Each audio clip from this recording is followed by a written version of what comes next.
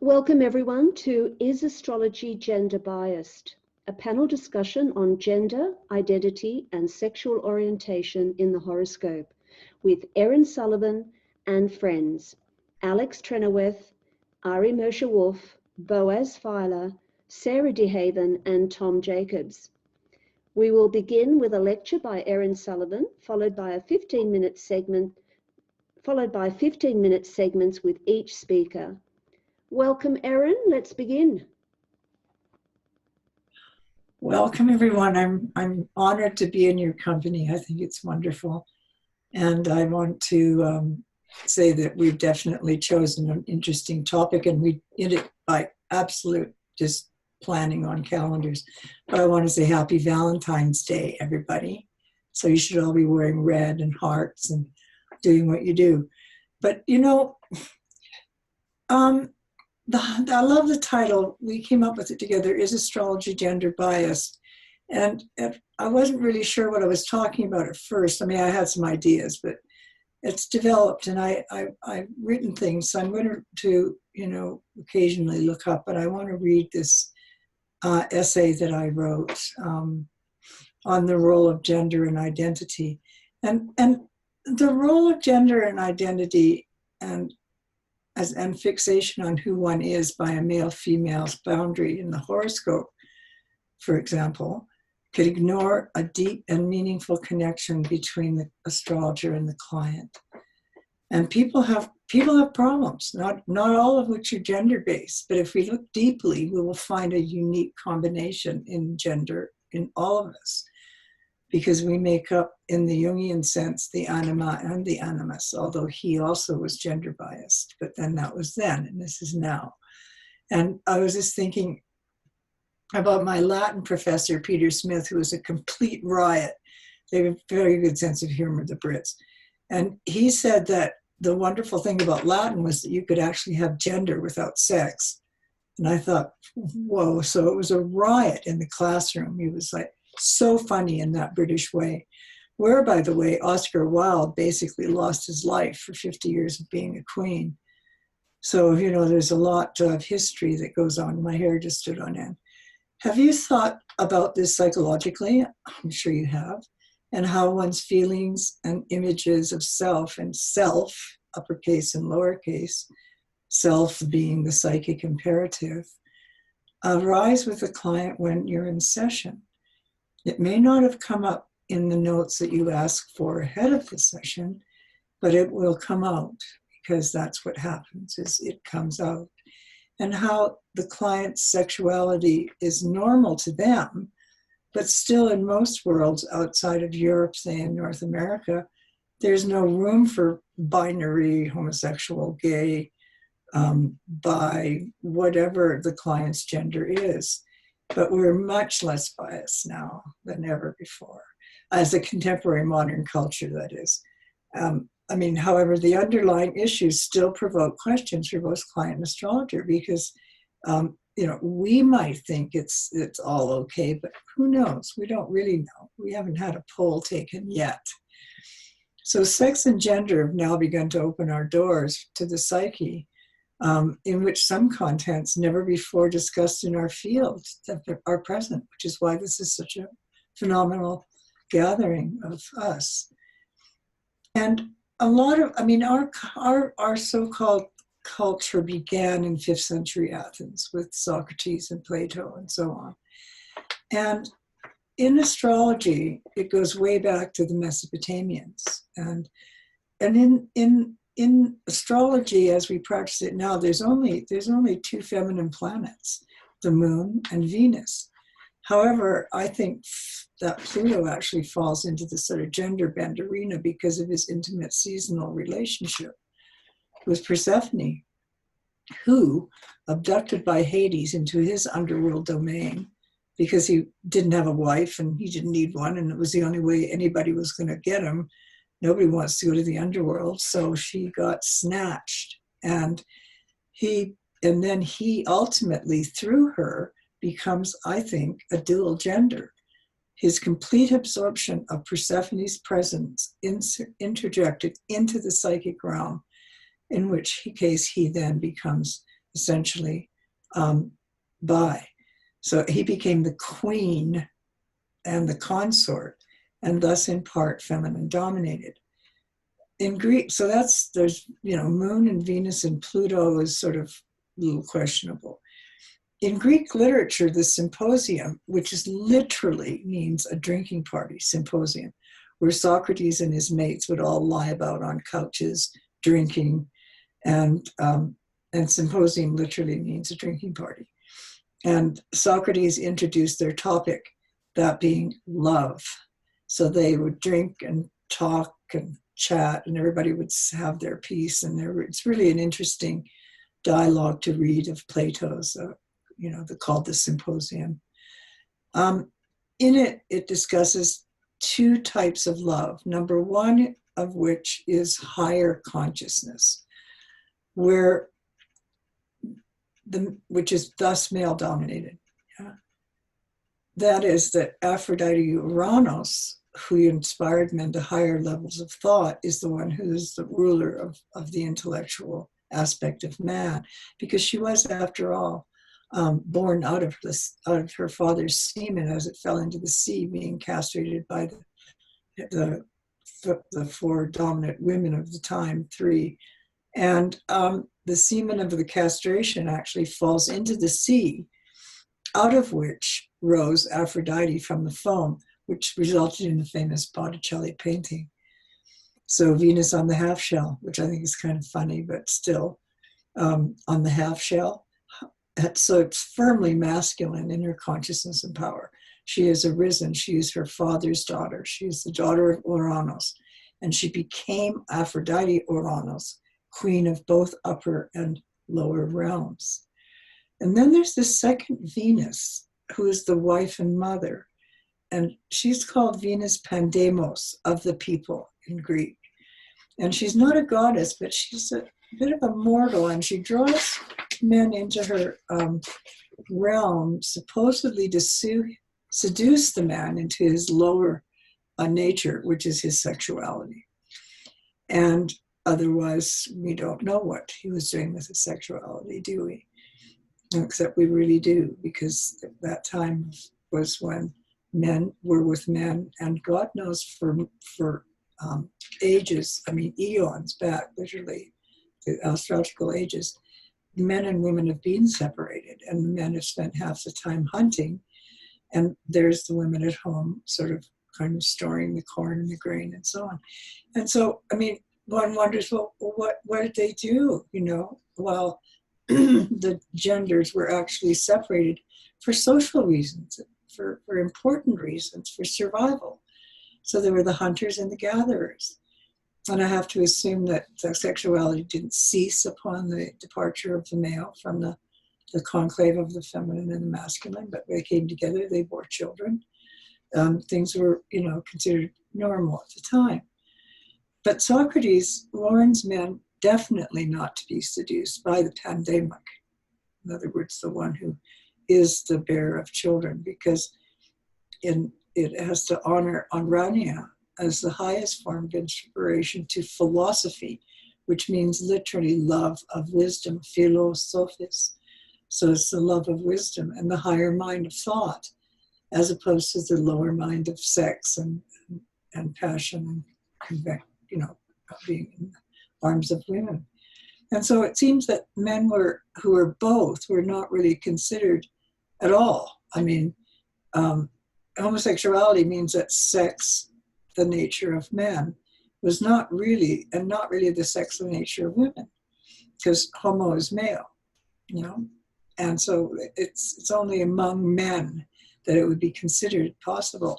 I find that rather difficult to actually believe, seeing as the women spent most of their time together and alone in very close, intimate situations where their sharing would have been very deep, as with the males, which of course is an entirely different kind of sexuality. I hope that's not at issue, because I know that the concept of the idea is at issue, but I don't think that the actual difference between male and female sex is at issue, because it is very, very different among men and among men and women. So how do we deal with that ourselves, excuse me, philosophically as in the symposium. And that's, in a sense, I think what we're doing today is a symposium, a singing together of the ideas. And in our astrology work, especially, is when we use that. We fall into a kind of, not trance, but certainly a very altered state in order to be able to interpret a horoscope and speak to the person and address the situation. So how do we deal with that philosophically, as in the symposium, in our astrology work? How do we discuss that? So I think it's time to begin seriously to take this into account as we move toward global awareness and shifts in openness and personal honesty, which really is what it's about, is honesty. The world is, and its nations, doesn't really, the globe itself doesn't acknowledge this aspect of the dual nature in humanity. As we know, men and women, period, separate. But the Western world is much more inclined now with the consciousness of the duality of the human condition. And we're all both masculine and feminine. We have to remember that Carl Jung came up with the concept of the anima and the animus, which are, again, Greek words, turn to Latin, anima being feminine, and animus, ending in us, being the masculine.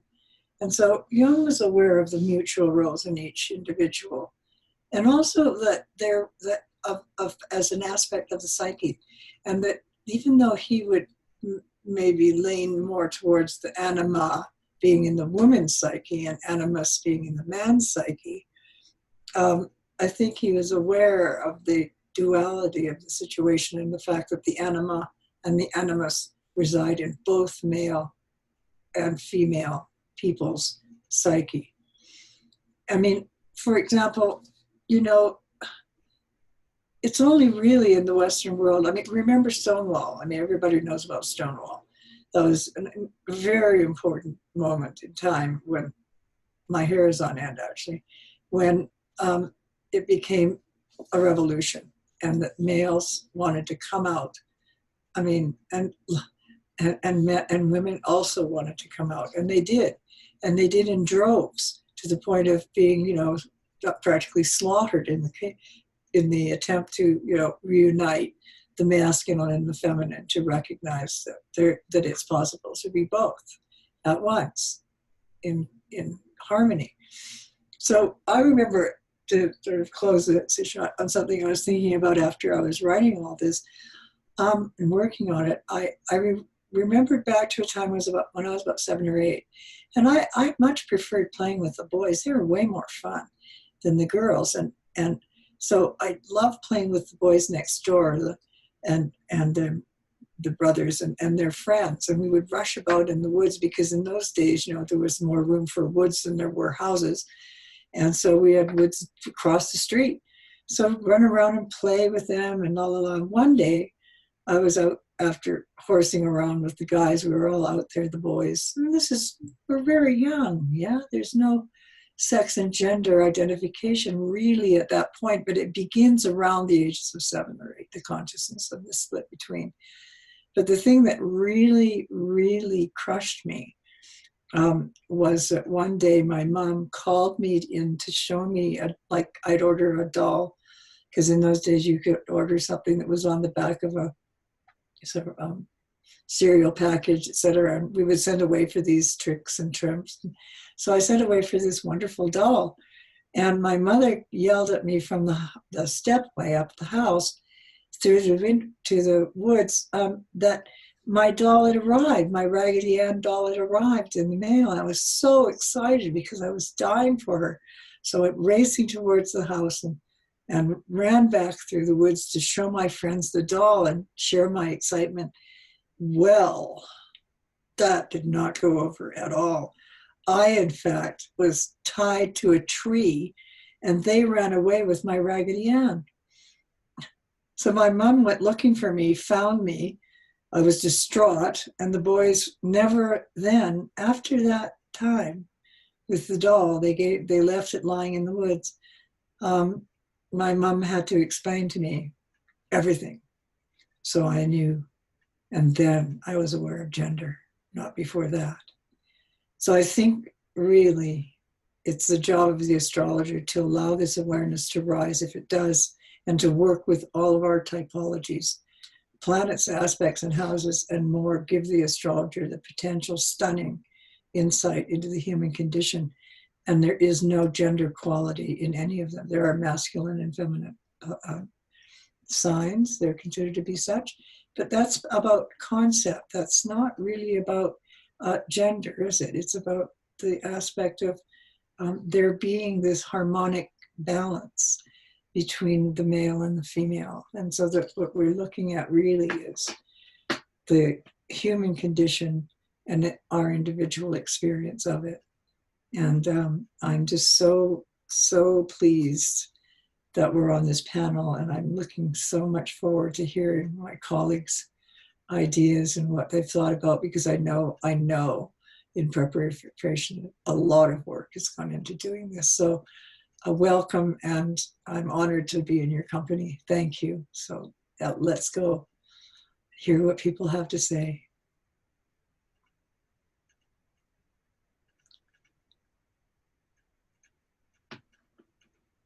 Next.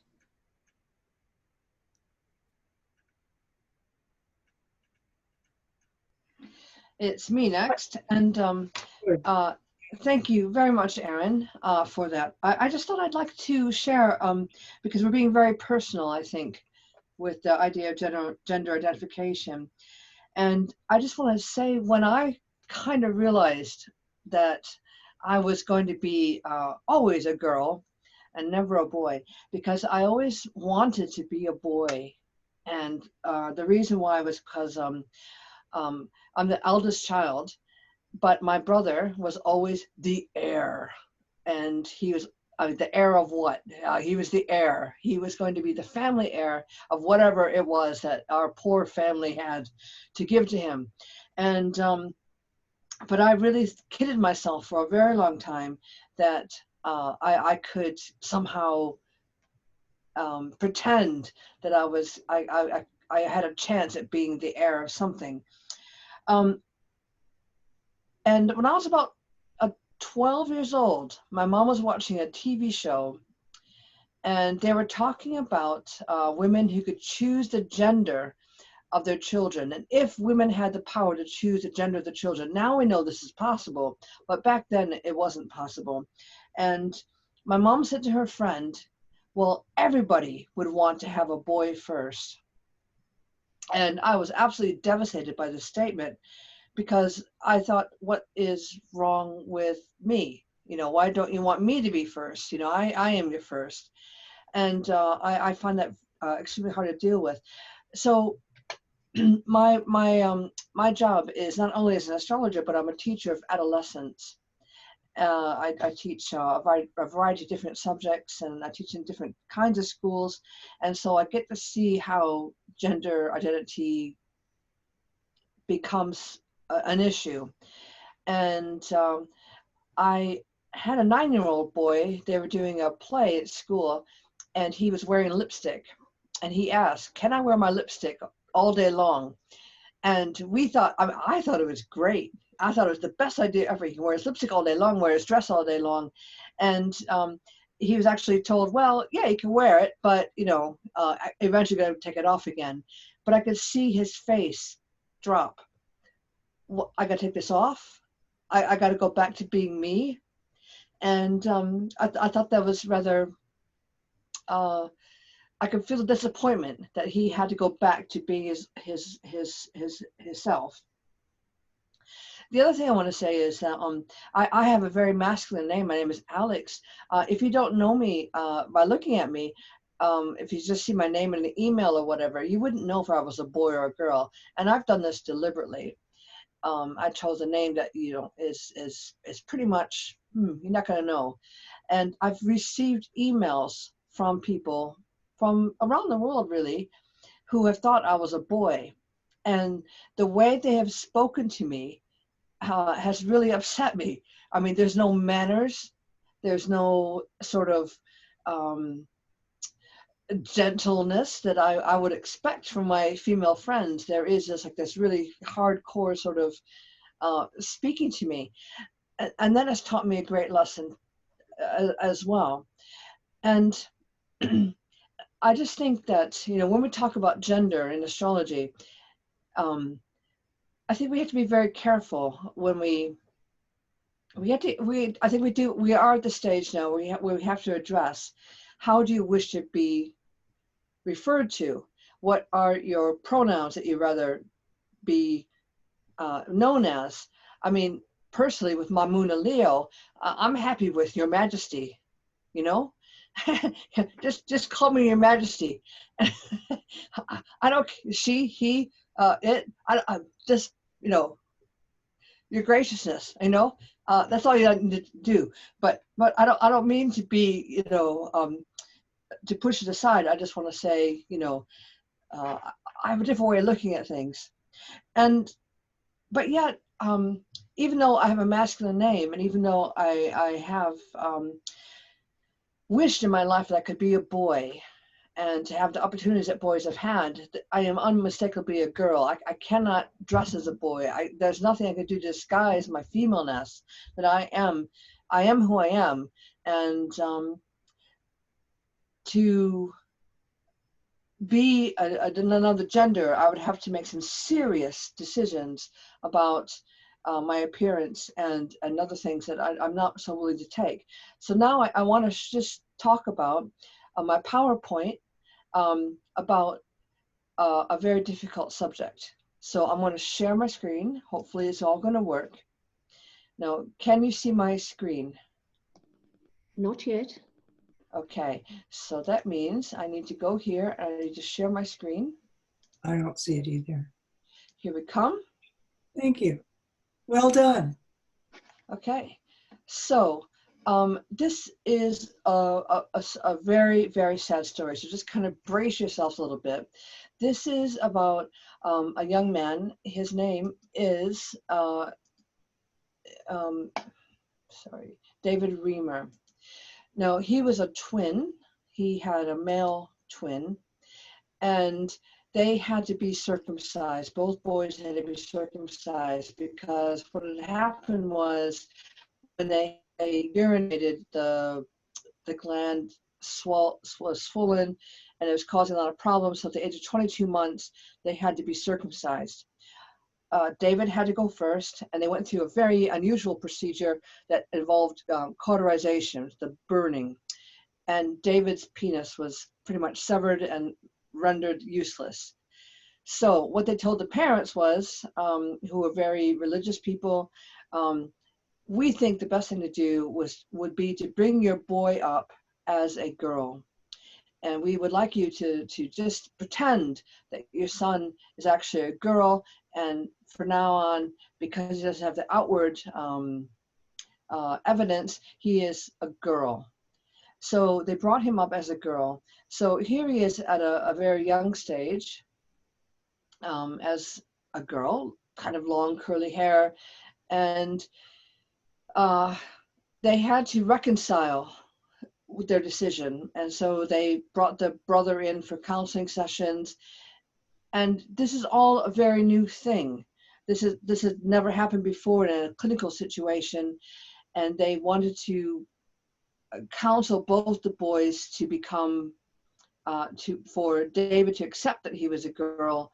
He was called Brenda, and for the other brother to accept that his brother was actually a sister. And David, the subject here, was so traumatized by this that at the age of 14, he threatened to commit suicide. Both boys came to a terrible end. The brother ended up committing suicide, and David did as well.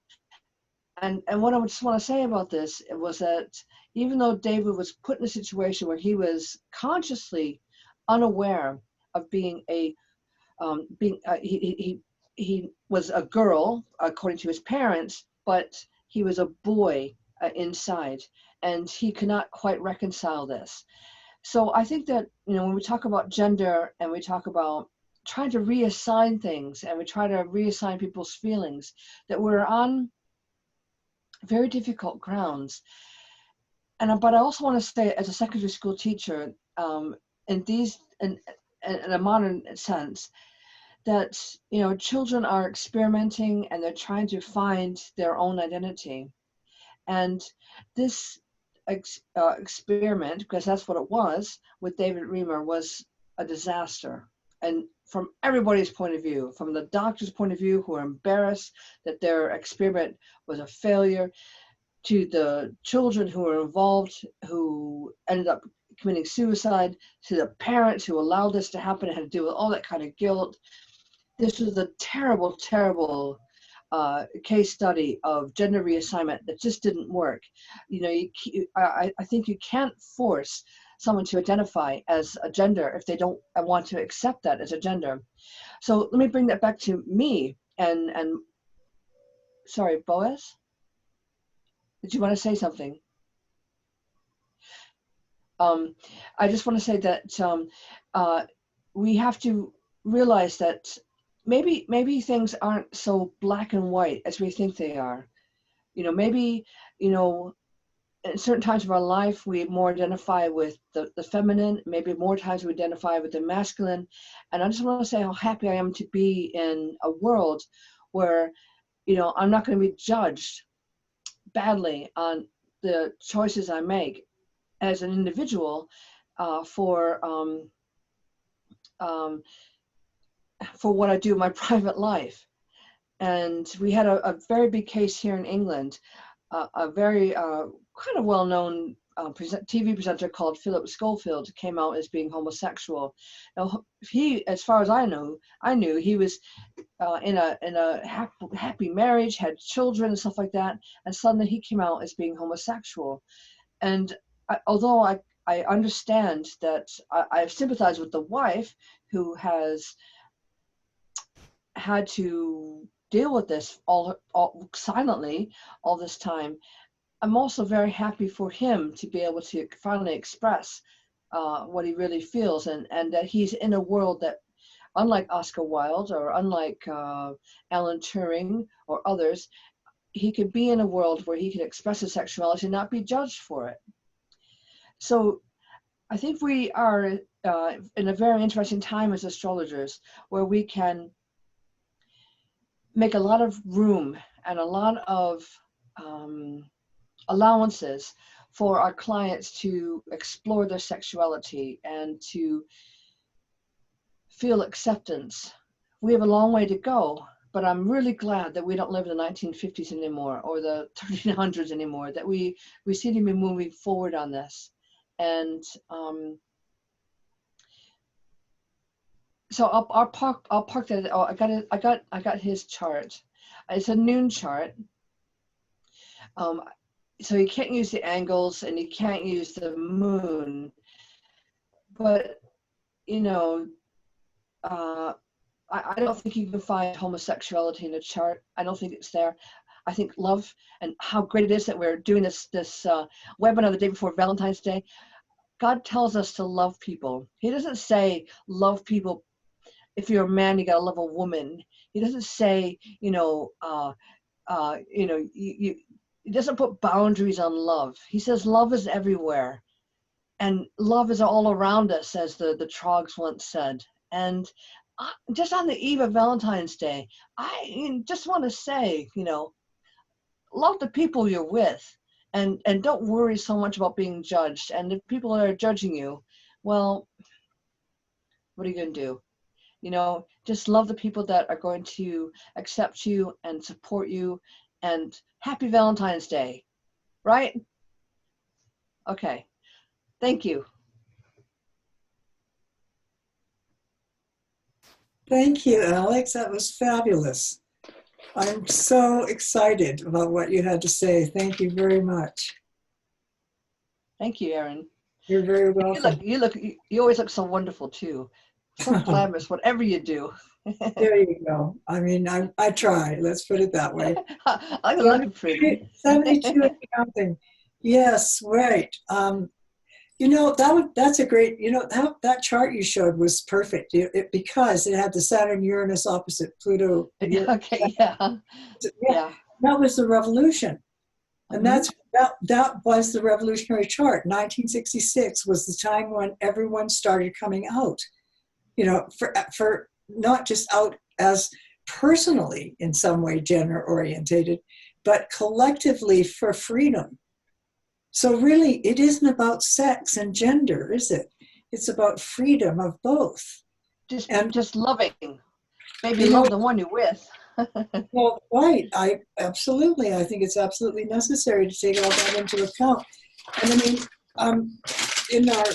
during your talk, I made notes, and I just really had to, because I thought, your own personal story, and like mine, being, when the boys found out that I was a real girl and liked dolls, I was tied to the tree, and they all ran away and they wouldn't play with me anymore, which was really rather sad, because I loved that kind of play. I was an athlete, I threw shot for, as part of the things that I could do besides a 100-yard dash and do well.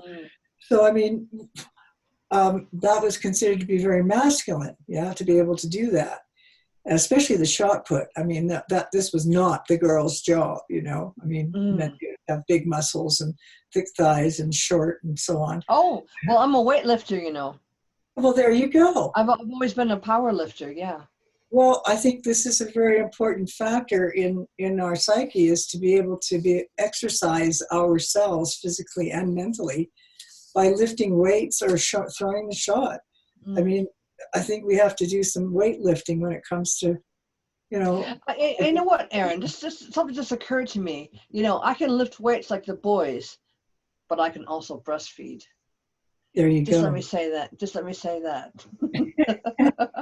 Well, that's interesting, because I did the same thing, only twice. With two girls. And I wanted to mention one thing that's really amusing is that these days everything is different, at least within some schools. And my granddaughters, who are now in their 19 and 20, and I have a grandson who's 24. Actually, he's 26. My goodness. But the thing is that they went to a special school, not a special school, but it was special, and it was like an art school, and so the kids were much more open about everything. In fact, one boy showed up in a ball gown one day. Nothing said. Fantastic. Yeah. It's fantastic, because everyone was gender bending in their adolescence. No one was going to take on the role of any particular type of gender identity. And yet they were not doing that on a daily basis, but it was obvious. And there was never any real discussion about it. And when I even asked my kids, well, what did they say when you showed them the ball gown? Nobody even batted an eye. It wasn't a problem.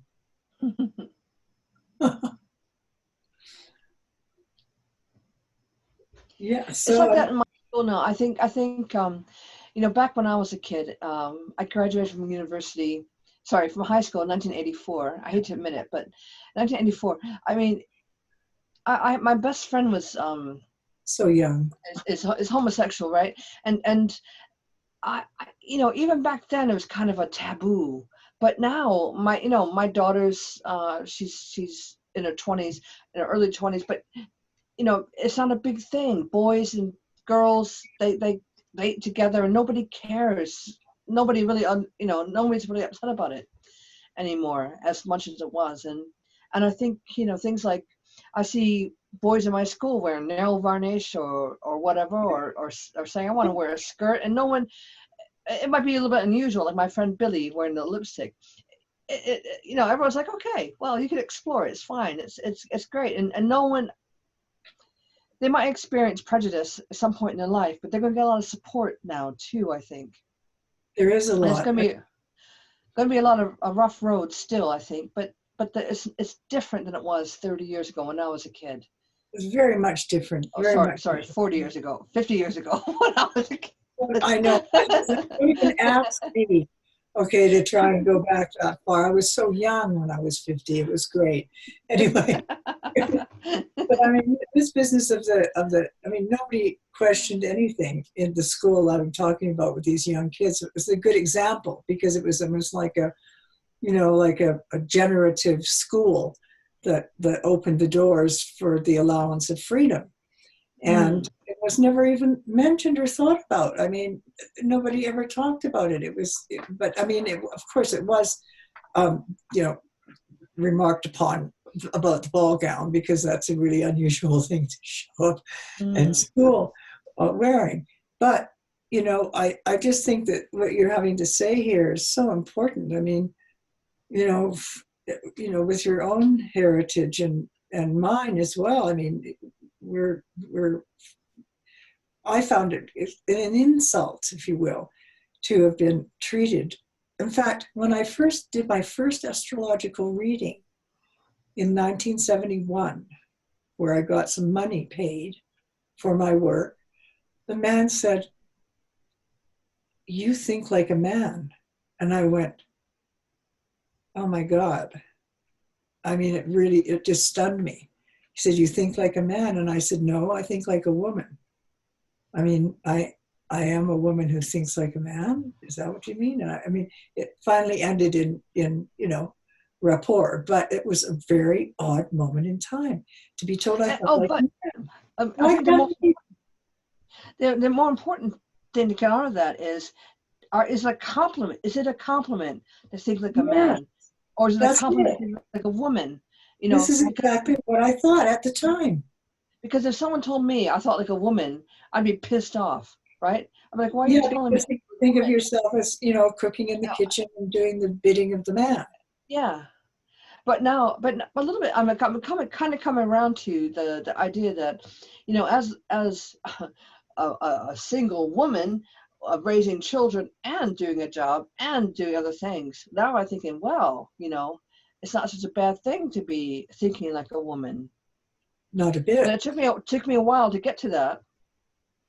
This is only a recent thought that I'm thinking, wow, I'm glad I'm thinking like a woman. Thank God I'm thinking like a woman, not like a man. It's very interesting for people like us because we're intellectuals. We're not genders. I mean, we think for a living, if you will. And we have to come up with ideas. And of course, ideas have to be, clean. I mean, the whole idea of an idea is it has no gender attachment to it at all. Ideas are just the way they are. And so I think, just being able to think with freedom of thought is also amazing. I mean, really amazing, because I grew up in the 50s. My mother and I did have matching dresses, and she would get up in the morning, she had a house dress, which she would wear, and she wore her high heels to do her house cleaning. It was astounding. I mean, it was so traditional. It was absolutely astounding. And so I grew up with that, with movie star looking parents. I mean, and they really were, because there was a street shot of them. And I thought, whoa, this is one daunting pair of people.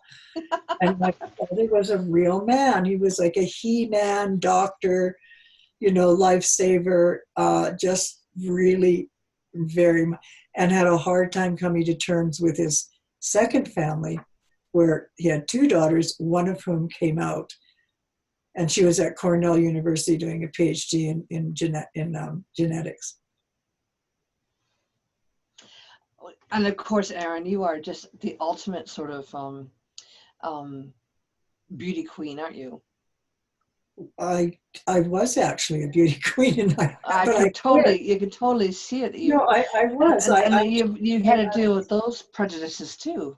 Yeah, I became Miss Prince George. I was, the beauty queen, and I was meant to run for Miss British Columbia, and I was so offended by the whole thing that I quit. And that was in the newspaper. Erin Hutchison quits. Linda's telling us we gotta be quiet now, basically, and sort of sum up. But I just want to say that I think things are different. It's good that they. I don't see you as being too much older than me, but I think things have changed down the generations. That, you know, your experience is different to mine. Mine is that, you know, we are now embracing different kinds of genders, whereas I think in your generation maybe things are a lot more black or white or defined. And you know, and I'm looking forward to hearing what other people have to say about that. Thank you, Alex, for your talk. Thank you. Thank you. Thank you. I need to get a drink of water, guys. I'm just going to disappear for a little bit. Just excuse me, because I'm starting to cough. Okay, just mute my microphone. I'm going to mute it if I can. Okay, so we have, who do we have? Oh. Erin, Ari is on his way. He should be just another minute or two. At this stage, do we have any comments from our other speakers or anyone in the audience?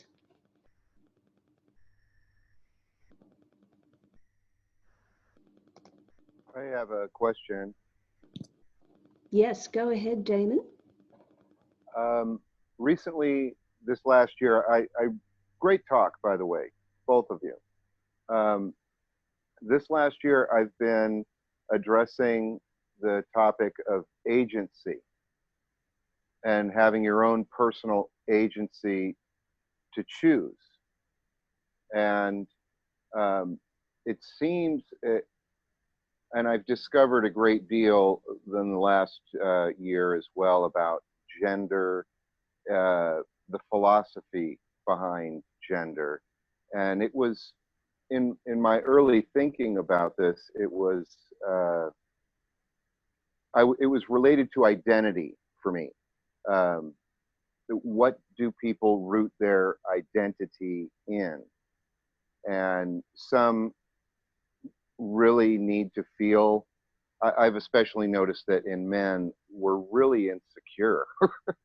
And I've found a lot of strong women, and when in my life, and when addressed so that you listen, you're really listening, I don't consider it masculine. I consider it freedom.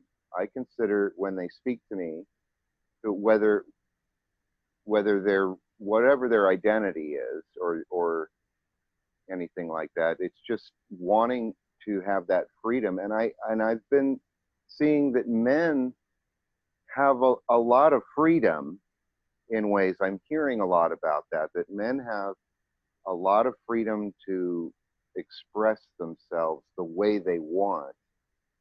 And so these are all thoughts I'm thinking about, and I'm wondering if they interest you at all to speak about.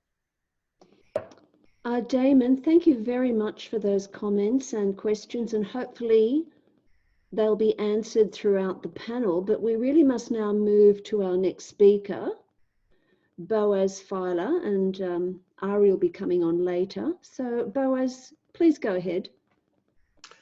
So, good morning, good evening, everyone, from wherever you are around the world. I'm joining you.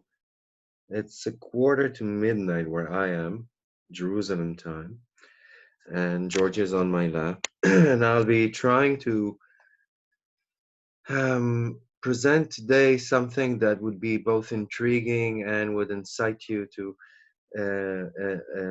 go on and continue to research the subject, which I find fascinating and very personal in my journey, in my life.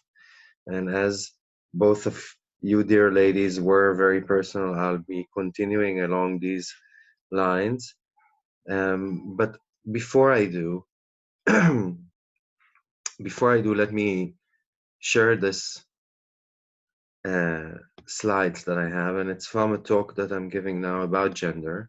It's called The New Gender Paradigm for Astrologers, and I'm going to be presenting it in April as well in the southwest part of the United States, if you're up there.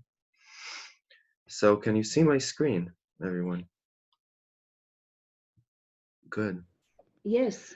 So we gathered tonight or today here to think about, is astrology gender biased? And I think the question is, are we? And as a brilliant astrologer said once, that was then and this is now. And I think we all understand that the world has changed, that we developed, that our consciousness shifted. So before we even go on, what does Wikipedia say gender is? Because what is this thing that everybody's talking about? It's a range of characteristics, right? Differentiating between masculinity and femininity. And we're not talking about sex. We're not talking about the biological characteristics. We're talking about hearts, not parts. And I'm going to say it a lot through this presentation that I'm going to fly by, because usually it's a lot longer. There's a lot of charts, but we're not going to be examining them. I'm just going to give you the info. So here's a new paradigm I'm presenting. So let's say we all learned as astrologers that the signs are either male or female. They alternate, and that was very apt to our consciousness at the age of Pisces, when there was the duality. And union was something sacred, not of this world, not of time and space, but as Socrates used to say, of the world of ideals. But we're not there anymore, are we? We're in a multicolor universe in the 21st century, where people identify themselves as all sorts of things. It just keeps getting wider and wider and wider. And it's a whole gender blender generation that is coming up with, that doesn't understand what the fuss was all about, as Alex was sharing before. And I was a teacher as well, so I know firsthand what she was talking about. And children today understand that we are on a continuum, and that none of us are binary. And indeed, let the first one of us that hasn't felt through their life that they're either too masculine or too feminine in a part of their life, get out of this meeting right now. And none of you would, because we all felt it. We all have this mix within us, and we move upon it. I might be more masculine in one part of my life today, but much more feminine in 10 years. So in this age of Aquarius, we speak of a continuum, and a continuum that is fluid within us. And we need to see and perceive the elements, I would suggest, more deeply. And in order to do that, I want to say that fire, being the initial element, the spark, is the only truly male element. Water is the only truly feminine element. Earth and air are byproducts of fire and water. Indeed, look at how the history of this planet has been shaped, and you would understand what I talk about. The only way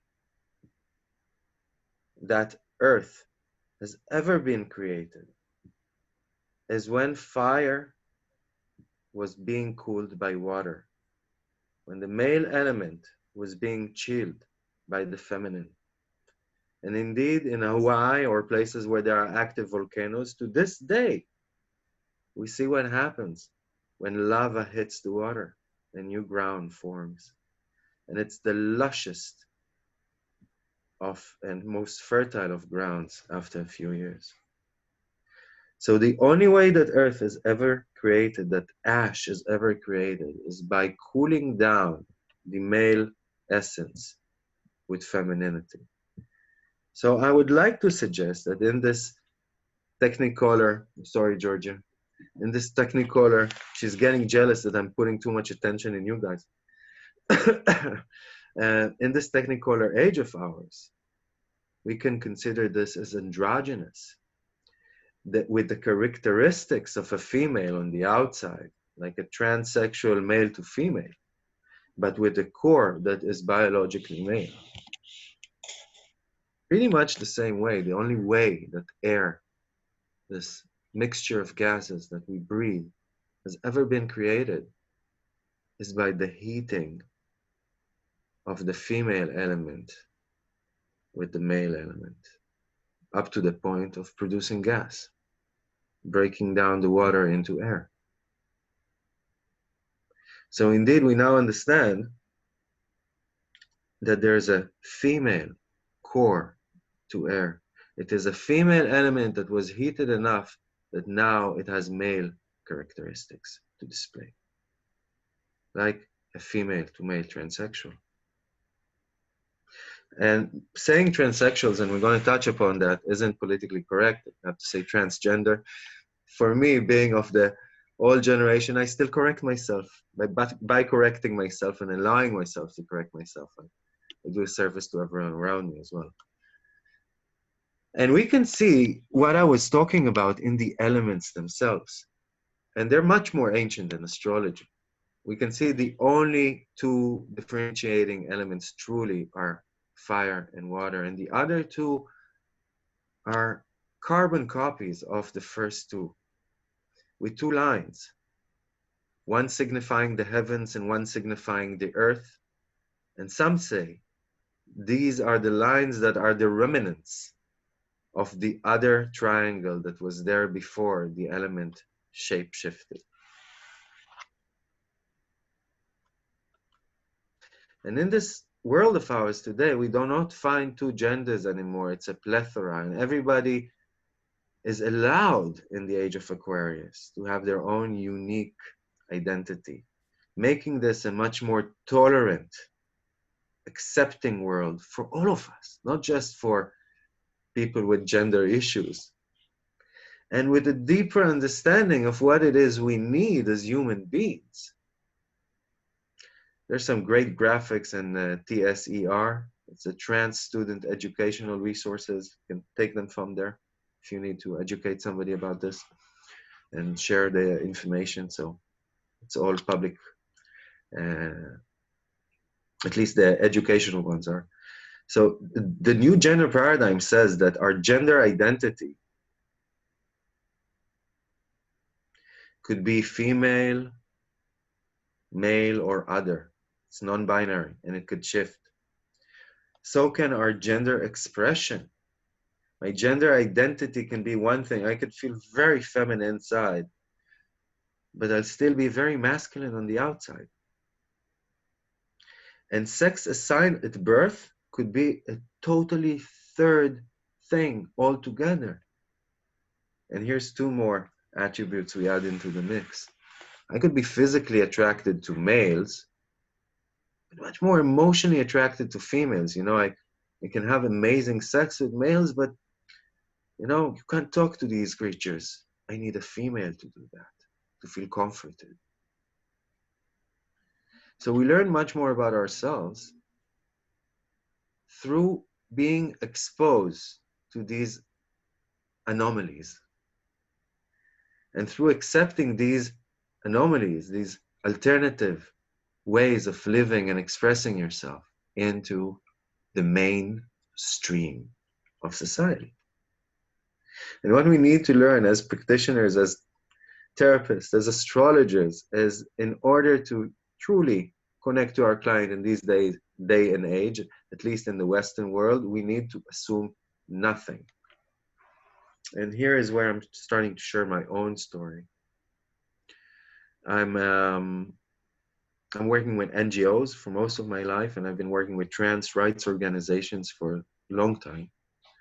And I met people that are taller than me. I'm 6'4", 195 meters, that are taller and bigger than me, that identify as female.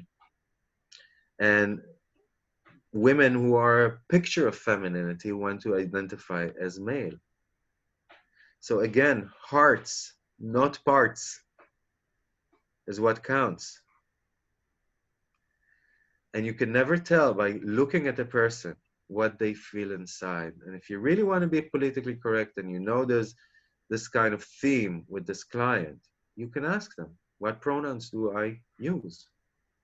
And many new pronouns came up and came down, and it's okay, you know, they and we. I just love we, you know, more than everybody, more than everything else. But there were some really weird ones that came up over the last few years. Let's skip them. So these are just things for us as practitioners to learn. Do not say transgendered, say transgender. Do not say intersex, say intersex. And people going through transition, not transsexuals or people going through sex change, by rather gender affirming surgery or a reconstructive surgery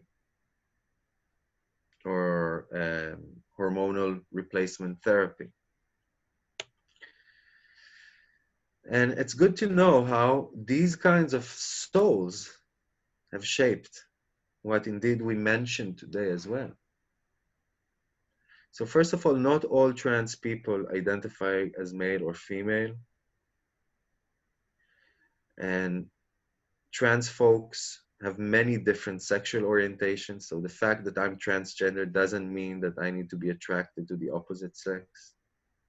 Trans people are usually very socially active and politically active. And indeed, trans people led the Stonewall riots. Sylvia Rivera and Marsha P. Johnson were two among many, many trans women of color that were on the front lines. Not all trans people want surgery at all, and even fewer people do get it.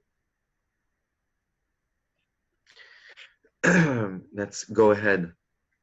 There are no trans regrets. Research shows that smashing percentage of people are happy with the result of their transition. Only about 4 to 6% actually regret. Why do these people coming in as our clients, as the parents of trans people or people with gender issues or having these issues themselves, why do they need our support? So look at these staggering differences. Life satisfaction, people with parental support, with people around them to actually be their network, 72% reported life satisfaction versus 33%. High self-esteem, 64, only 13%. Faced housing problems, 0% versus a staggering 55%. And look at this, described their mental health as very good, 70% and only 15%. And I know these statistics. I know their faces. Suffered depression, 23% only versus 75%. And attempted suicide, 4% versus 57%. So it is important. I'm going to jump ahead because I want to give you some more information. I think we can see gender and orientation through the chart. And we need to evaluate the feminine and masculine aspects in the natal chart and how much masculine and how much feminine energy is in the chart and how much androgynous energy is in the chart, if you will, and how it affects their expression or depression of their feminine or masculine energy. So I would suggest that power buildup in these areas, either a lot of feminine energy or a lot of masculine energy in these places, would greatly affect how this person would express their gender.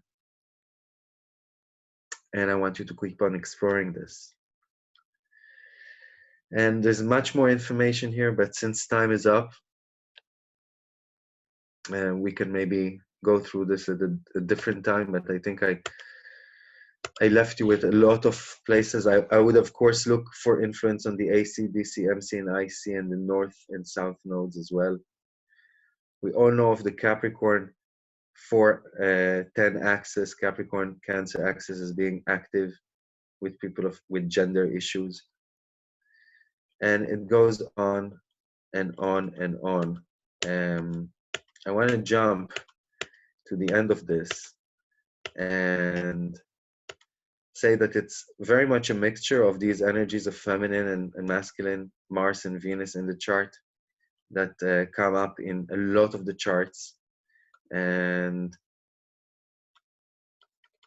we can't go through all of this. I want to go to, okay, so, and also stars. Look at what Marcus Molinas wrote 2,000 years ago about Alcyone, for instance, and you'll see why I'm heading there. So he said, they will smooth their hairy limbs with porous promise, loathing their manhood and craving slickness of arm, and adopt feminine dress, footwear done not for wear but for show, and an affected effeminate gait. They are ashamed of their sex, as in gay, okay? And he wrote this in the 1st century AD, people affected by Alcyone. And again, it's a mixture of Mars and Venus. Spica is as well, and Alatir is as well. And I started exploring this because of my own chart. I was born with Alcyone on my sun. I am now a month and a half away from hormone replacement therapy, okay? I'm totally smooth, totally smooth. And well, I haven't gone out and changed my dress yet, but I'm getting there. It's a process, and it's a process of accepting oneself. So I had to explore that, first of all, for personal reason. Look at Spica at my North Node. But even as you know, traditional astrologers seeing, or classical astrologers seeing Uranus in retro on my ascendant in Scorpio is enough to know there's something there. So it was a very personal journey for me. And I think this journey is beneficial not only for me, but for the people around me as well. And it's liberating for all of us. So I want to thank you. And of course, for any questions you have on this, if you want to explore this together, I'd love you to contact me. And thank you for inviting me. Thanks, Boaz. It was beautiful. Very, very interesting. In fact, it brought up a lot of thoughts for me, and I've made notes, as I tend to do. The whole concept of philosophy was designed for men in the ancient world. Now, this is the beginning of Western civilization, right? Like Gandhi said, it was a good idea, shame it's not working. Yeah, we're very funny guys out there in the philosophical world. But I mean, it's funny because you just showed your own chart, and I'm not into interpreting your chart without permission, but I'm going to do it. You got permission.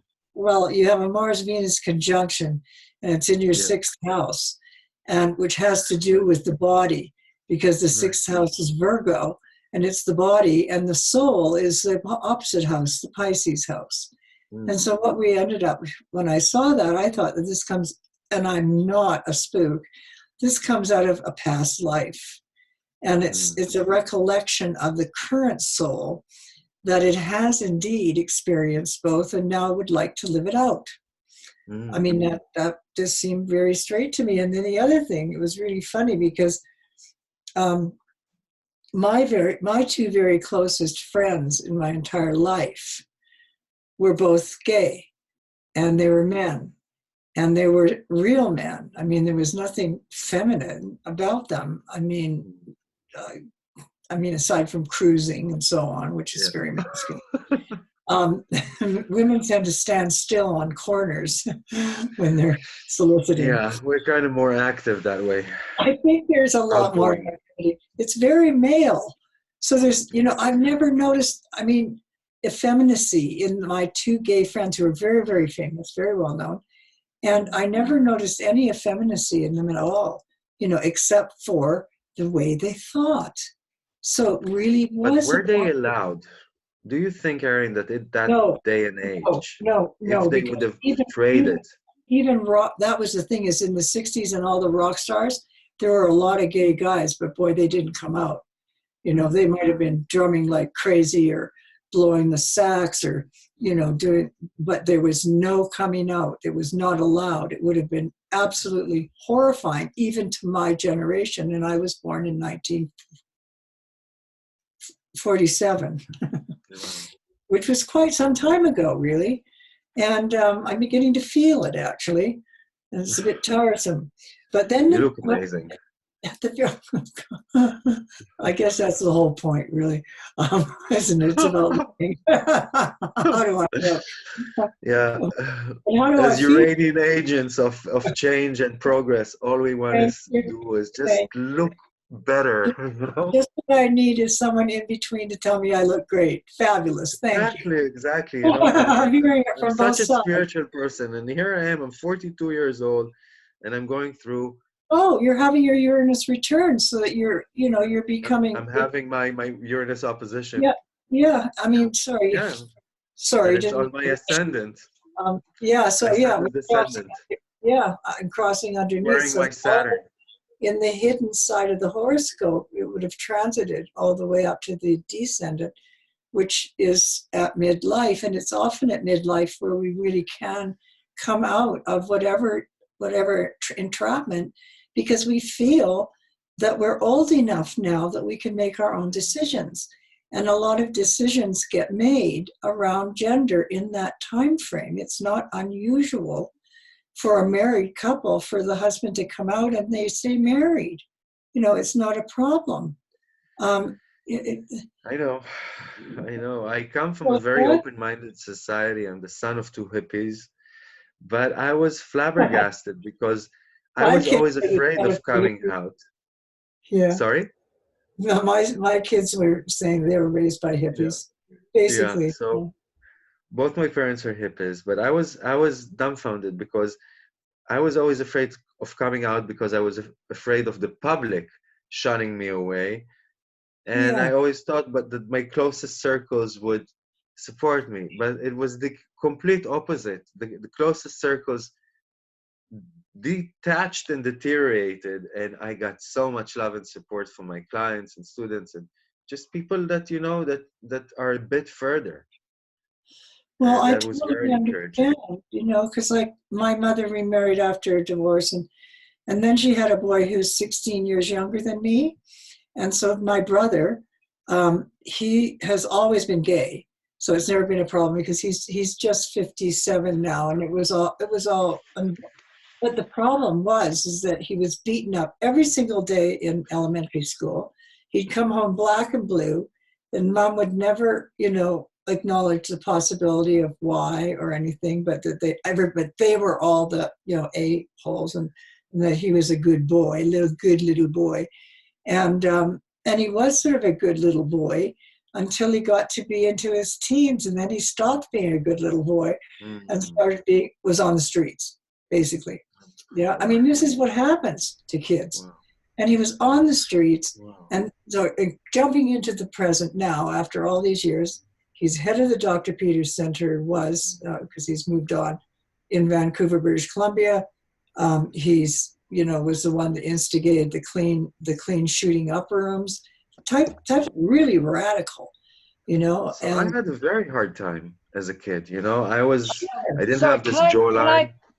I would love to say something at this stage, because I hear you guys talking about adolescence, and I just want to say, during adolescence, we have the Jupiter return at 12, and then 2 years later, it's the Jupiter is gone all around zodiac and is sextiling its natal place at the same time that Uranus is making its first Ptolemaic aspect to its natal position, a sextile as well, at the age of 13. Now, at that stage, everybody's having problems. Everybody's having problems because this is so much energy to manage, and everyone can't manage it. But I just want to say that we all got to take a deep breath. And parents and teachers, if we just understood this.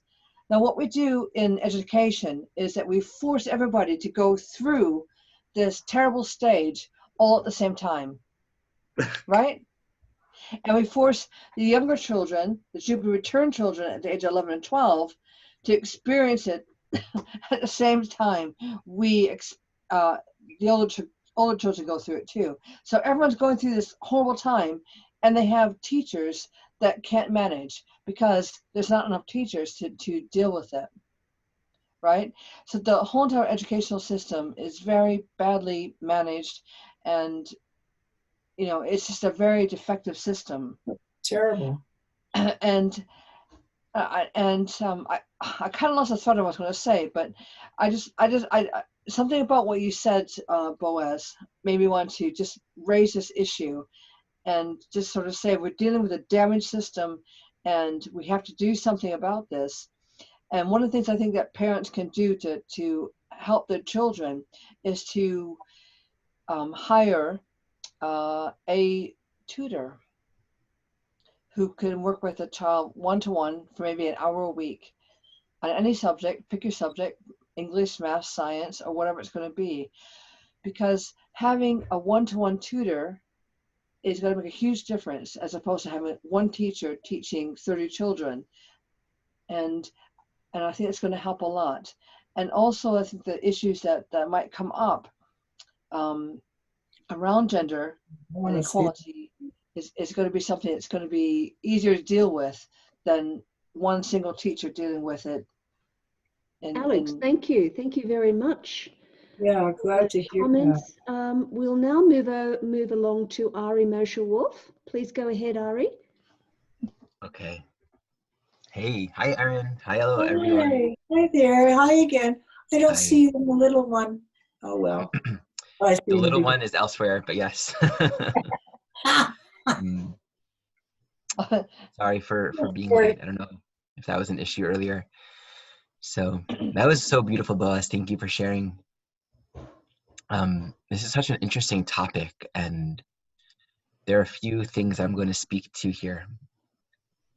The first thing that I want to say is, since we were speaking about Uranus, it's helpful to point out that when we go beyond Saturn, gender is not a thing. Right? Once we go beyond Saturn, we're moving beyond all constructs of time, space, form, boundaries, parameters, definitions, anything that can manifest within duality. Uranus reflects the projected intelligence of Creator. It's the mind of God. So when we're in Uranian realm, it's all archetypes. It's essence. And when we see the unfolding of phenomena within time and space and form and sequence, we're actually perceiving from a Uranian point of view the one expression of life manifesting apparently in our own time-based experience, which is entirely subjective, but it's not original, it's not primary to existence, it's secondary. It's a function of our own individuated consciousness that brings us into time-based perception. But it's not original. That God's mind, so to speak, Creator, isn't thinking in time, isn't thinking in separation, isn't thinking in any binary terms at all. And so when we're operating within a Uranian consciousness, it's all profoundly impersonal.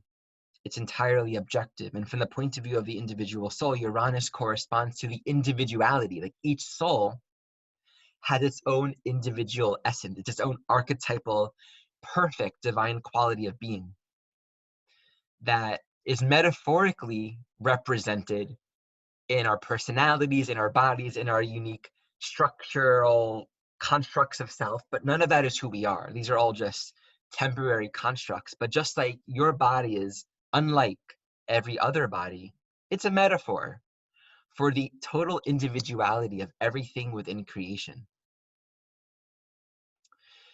And from that perspective, we have this Uranian principle that everything in creation is totally individualistic. It is whole and complete. It is one with Creator. And there's nothing new and there's nothing old. It's one ecosystem containing all of its parts, and all of the parts exist within. It is only our allegiance to a more Saturn time-based perception of experience that keeps us operating in this seemingly very real experience of sequential time, other, and separation. Like for me to communicate and for us to have this conversation today, we're needing to organize ourselves within time and space through a Zoom meeting at a certain time that works for all of us. But from the point of view of essence, there aren't these huge spans of separation between all of us, where there's a need to create this form and this structure in order to communicate with one another. Everything is already complete, and the web of consciousness is able to access all of itself because it's not defined or limited to time. This is in the same way that when we're dreaming and we're less defined by time and space, it's easier for us in our own individuated consciousness, especially if we're a little more lucid during the dream state. It's easier for us to access other people and information and to have experiences. But it's simply because we're not as defined by our perceptions of time and space and limitation. Now, I start with that because the mistake that most humans make, and this is true with astrology definitely, and also in general, is we begin to look at ourselves and look at reality and look at the natal chart with the false premise that the foundation for reality is Saturnian. And so we'll look at ourselves and we'll say, okay, you know, how does this chart describe your personality? How does this chart describe your hobbies, your traits, your gifts, your challenges? And it's easy to interpret everything from the point of view, from the reference point of a separated self. So you, Ari Moshe, in this male form body, identified as a man, with this genitalia, with these particular desires, these particular interests, this particular social economic conditioning, this color skin, this cultural background, that's you. Now let's look at your chart and, you know, sort of understand how you operate. And what I like to do is, in a way, go the other direction. I like to look at the appearance of another, the manifestation of other, and start with this very humble and open-minded curiosity. That's an interesting way to manifest. This is a very unique and specific way of experiencing yourself within the constructs of time and space. What does this reflect about you? And you are not defined by any construct, by any binary. But what does it say about what you're discovering, what you're claiming, what you are remembering, your unique path of unraveling and remembering the oneness? So I like to think of everything that exists within time and space and form and separation, including all binaries, sexual and gender binaries, including our desires and the focus of attraction, what we're drawn to, what we're not drawn to, as the unique and temporary ways that each one of us within our lifetime and within a particular period of time within a lifetime are drawn to experience ourselves through a particular construct of form and time and space. It's a mechanism, it's a vehicle of learning. And when we take all forms and all binaries and all, because once we're in the world of form and time and space, there are dualities, right? Once this is me, I'm going to have to find a way to find you. Once me is defined by this body, that means other bodies are going to be out there and they're not going to be here now. In spirit, there's nothing beyond here and now. In Uranian realm, everything exists now. And you can trace back everything within time to now. Just, tangentially, this is why along our spiritual journey, we all in our own ways might begin to experience snippets or moments of past lives or future lives that resonate with aspects of our experience. The more we begin to unravel the core desires, the core energetic imprints, the underlying attachments that we're working out, the aspects of self-remembering that we're working out, we can see behind the circumstantial realities of our life, behind the people and the specifics of the people, place, persons, and things, and begin to see the matrix underneath it. that's been operative for lifetimes and will continue to be operative because it resonates with how we are created and how life is. The clearer our mind is, the more we can see things as they actually are, the less we'll be operating and playing this game from this perspective of taking things very seriously and taking the metaphor literally. So everything becomes more lucid. And we begin to see, oh, okay, and this is a Uranian friendship. It's like, wow, we're just here together, all these aspects of creation, one. Like we are one. Everything within the galaxy and solar systems, every species here on Earth, we're all here together, here now. And how interesting the incredible infinite diversity of forms in which we choose to express in the unraveling and remembering of that oneness. So I start with this point because when we look at the chart, we can orient from this immense curiosity that says there is not separation. There is not a duality. There is not a space and there is not a gap between what we are and what we are becoming. That our wholeness and our unity is already intact and what we are is not defined by anything within time and space.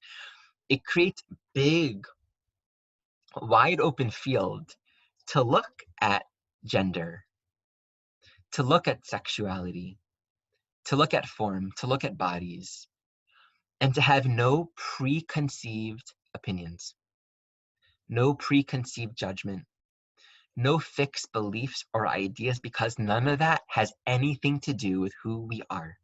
They're all tools, learning constructs used and engaged temporarily according to our own purposes of awakening. Any meaning we give to form, besides for that, values it as its own God. It gives it this false prominence, this false importance of having meaning unto itself for its own sake.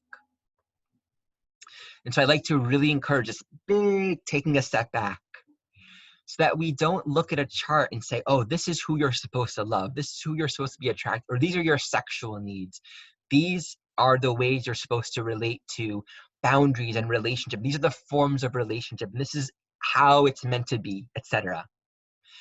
Because just as much as spirit is inherently unconditioned, undefined, ungraspable, infinite, it directly implies that form is infinite. That the number of ways for the undefined, for the unconditioned to temporarily explore conditioning must be infinite. If it was finite, then the unconditioned wouldn't be so infinite. If there was only a limited ways of experiencing binaries and dualities and form, then the formless and the infinite would be limited. So it must mean, in appreciating the wholeness and the unity and the limitlessness of our true being, putting essence and love and unity before the manifestation of form, that when it comes to the appearance of form and time and space and dualities, there is literally infinite ways. By the way, the word infinite in finite. It's interesting to think about it that way. So I want to move to this Kabbalistic notion. There's this teaching that, source is described as Ein Sof, which means no end. And that's, one of the most accurate ways to describe that which can't be described. So no end. That's one of the Kabbalistic notions of it. And in the Kabbalistic literature, there's two ways of describing the phenomena of a miracle. Or we can say there are two ways of creation coming about. There's this concept of yesh meyesh or yesh me'ayin. Yesh meyesh is creating something from something. Yesh me'ayin is creating something from nothing. In Bereshit it says, it uses the word tohu vavohu. It's sort of like an infinite dark void. In Bereshit bara Elohim et hashemayim va'aretz va'aretz haya tohu vavohu. God created heavens and the earth, and reality was tohu vavohu. In the Tao, it describes The Tao is darkness within darkness. We often think of masculine and feminine, or even male and female, as opposites. But what I want to represent here is that opposites don't exist, and thus we can think of all dualities not as a manifestation of opposites, but as two different ways of embodying and playing the game and the dance of the present moment. So here's a picture of a black screen. And let's just say that this represents darkness. The funny thing is, not one of us who is looking at this black screen is actually looking at darkness. We couldn't apprehend or see darkness if there wasn't light. And darkness isn't the opposite of light. And that's where yesh meyesh, creation from creation, is what we're all familiar with, right? We can take a tree and make something from the tree. We can take a concept and build upon the concept. We're just working with the existing materials of what is. But yesh me'ayin, creation from nothing, is incomprehensible. Because before something was nothing. And to conceive of the idea of nothing preceding nothing is so contrary to our Saturnian way of thinking. But I would like to suggest that this primordial nothingness is the feminine, is the only true original feminine. I think Boaz was saying something similar about Pisces. Maybe I'm mistaking that. Maybe it was someone else. The only true original feminine, in the way that I'm describing it, from this perspective, is that infinite void where there isn't even something. It's prior to all of creation. It precedes everything to the point that it doesn't even precede it, because preceding means time. So it's incomprehensible. We can experience it without thought. We can experience it in giving ourselves to it. Linda's about to say something. There you go. There's that bell. Okay. And so I guess that's a 5-minute bell, I'm assuming. I got here late, so I'll just take it as 5-minute bell. No, 1 minute. 1 minute. All right. Sounds good. I'll speed it up here then. All other polarities and constructs of male and female, feminine, masculine are working with perceptions of opposites that aren't accurate. Like there's no such thing as, no one here has experienced darkness, ever. When the lights go out, it's the absence of light. And you can always make it more dark. You can like go into a room with like really thick walls and, you know, a scientific experiment where it's like really dark. You can go into a black hole and that's really dark. Darkness can always be increased by removing light. And so it's something to think about, that the construct, the whole duality, the whole dynamic of polarities that we experience it is really just perceiving substance and deriving context by shifting the substance that we're perceiving, right? Understanding darkness relative to light. And so I want to end this by just exemplifying this astrologically. This is a chart of someone right now.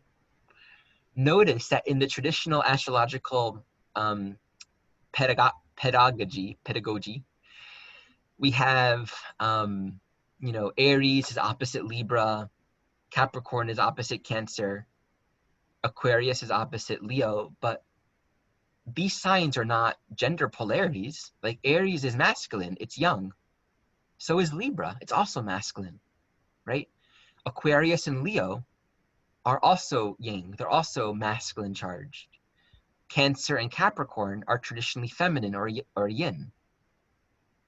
And just to point out that the general polarities that we perceive are not these opposites. And I'm very much in the same boat, I think, as what I heard Boaz saying, that the tendencies to call certain signs masculine or feminine, I don't really resonate with that, because it's a polarity, it's a binary that doesn't actually exist. I deeply resonate with the notion of Pisces and Cancer and Scorpio being feminine, in the sense that they all relate in some form to that which cannot be grasped or defined or held. When we start to understand astrology,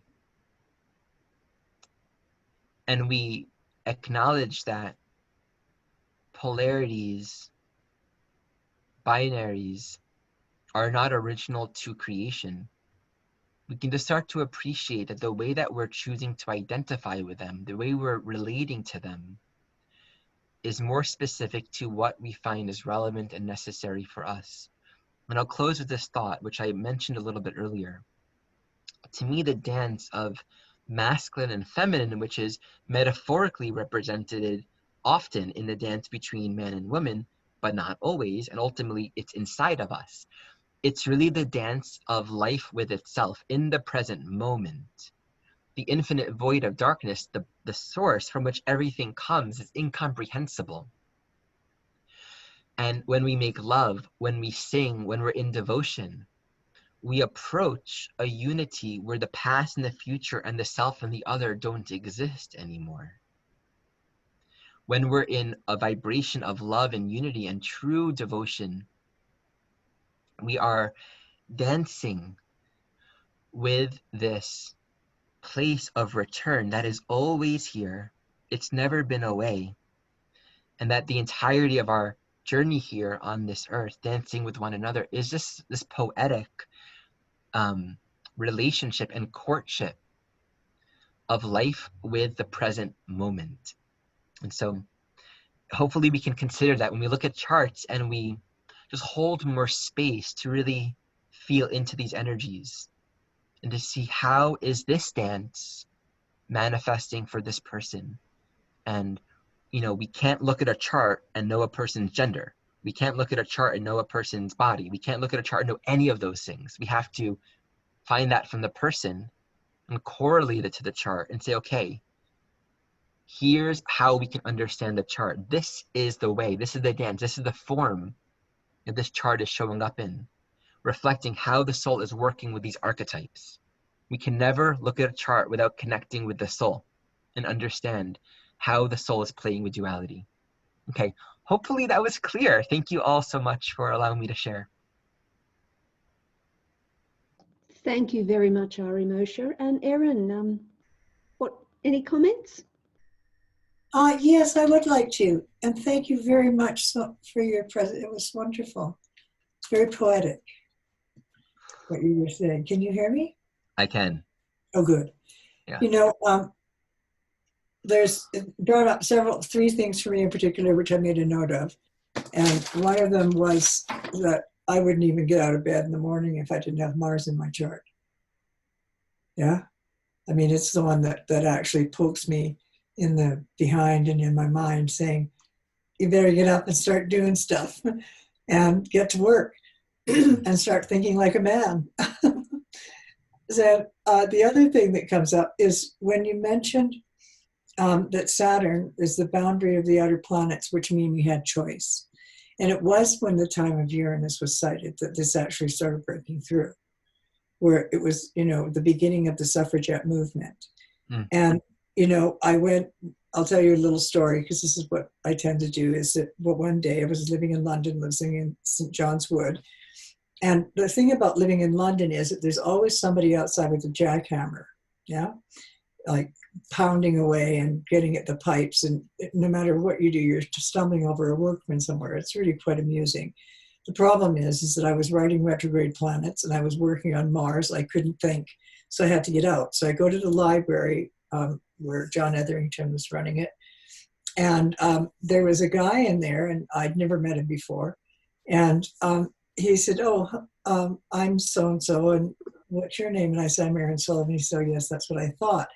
And I said, he said, well, what are you doing here? And so I told him my little story about the jackhammers. And he said, you know what? He says, I'm not only an astrologer, but I'm also a professional researcher. And I've been asked by a group of suffragette followers to do research on the horoscopes of the suffragettes. And he found that there was because I was writing on Mars retrograde when I left my apartment, fled my apartment from jackhammer outside, got it. And he said that he had discovered that the majority of the statistical average, a consistent one, showed that the majority of the suffragettes had Mars retrograde. Mm. And I thought that was fantastic. I mean, we talked for an hour in there because of this. And I thought about that more and more. And it's that it takes a Mars retrograde to start a revolution. And when we start moving to the boundary of Saturn and the outer planets, then we have choices. The choices, which are to be whatever you choose to be as an individual, Uranus, as a spirituality, Neptune. A lot of shape-shifting going on in the religions during that time, the sighting of Neptune. Also the sighting of oil, also the most important part of the Neptune part in the American horoscope, which is now being assaulted. And also then we end up with Pluto, which, as I said, is a shapeshifter. Yeah, I mean, he kind of takes care, like a mother, of the shades, who are simply people hovering around in the underworld waiting to be reincarnated. It's not the blazing hell of the Christians. And then the other thing that crossed my mind when you were talking was that, the client who told me I would have been about 23 when I was just beginning to do horoscopes. And this would have been sort of 1973, 74, and 73, when this man said that I thought like a man. And I mean, I thought about that a lot afterward. And I thought, okay, I wonder what that meant and what that means. Well, I do have the sun in Scorpio on the ascendant exactly in a square to Mars, to Pluto, Mars, and Saturn in the 9th house. And that might be part of the scholarly aspect of my mind and the way it works, which automatically doesn't include women in the scholarship. And Marie Curie, there's a picture of her with like 60 men and her in the middle at Harvard, or not Harvard, sorry, at the Sorbonne, at the university. She was like so rare in her field, and she won 2 Nobel Prizes, one of which she wasn't almost allowed to go to Sweden to get because she was having an affair. Her husband had died, so she wasn't cheating on him, but she was having an affair with a man who was married. So she was threatened not to get her prize in Stockholm because she was having an affair with a man. And when you think of what these women have gone through, you know, the whole historical aspect of the feminine and its drive and desire, because I'm full of passion, drive, and desire, or else I'm massively depressed. You know, it's a kind of a flip go.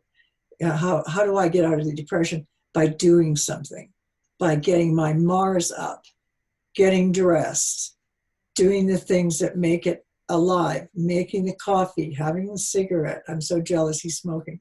I roll my own, by the way. Which is very masculine. I roll my own cigarettes, perfect ones.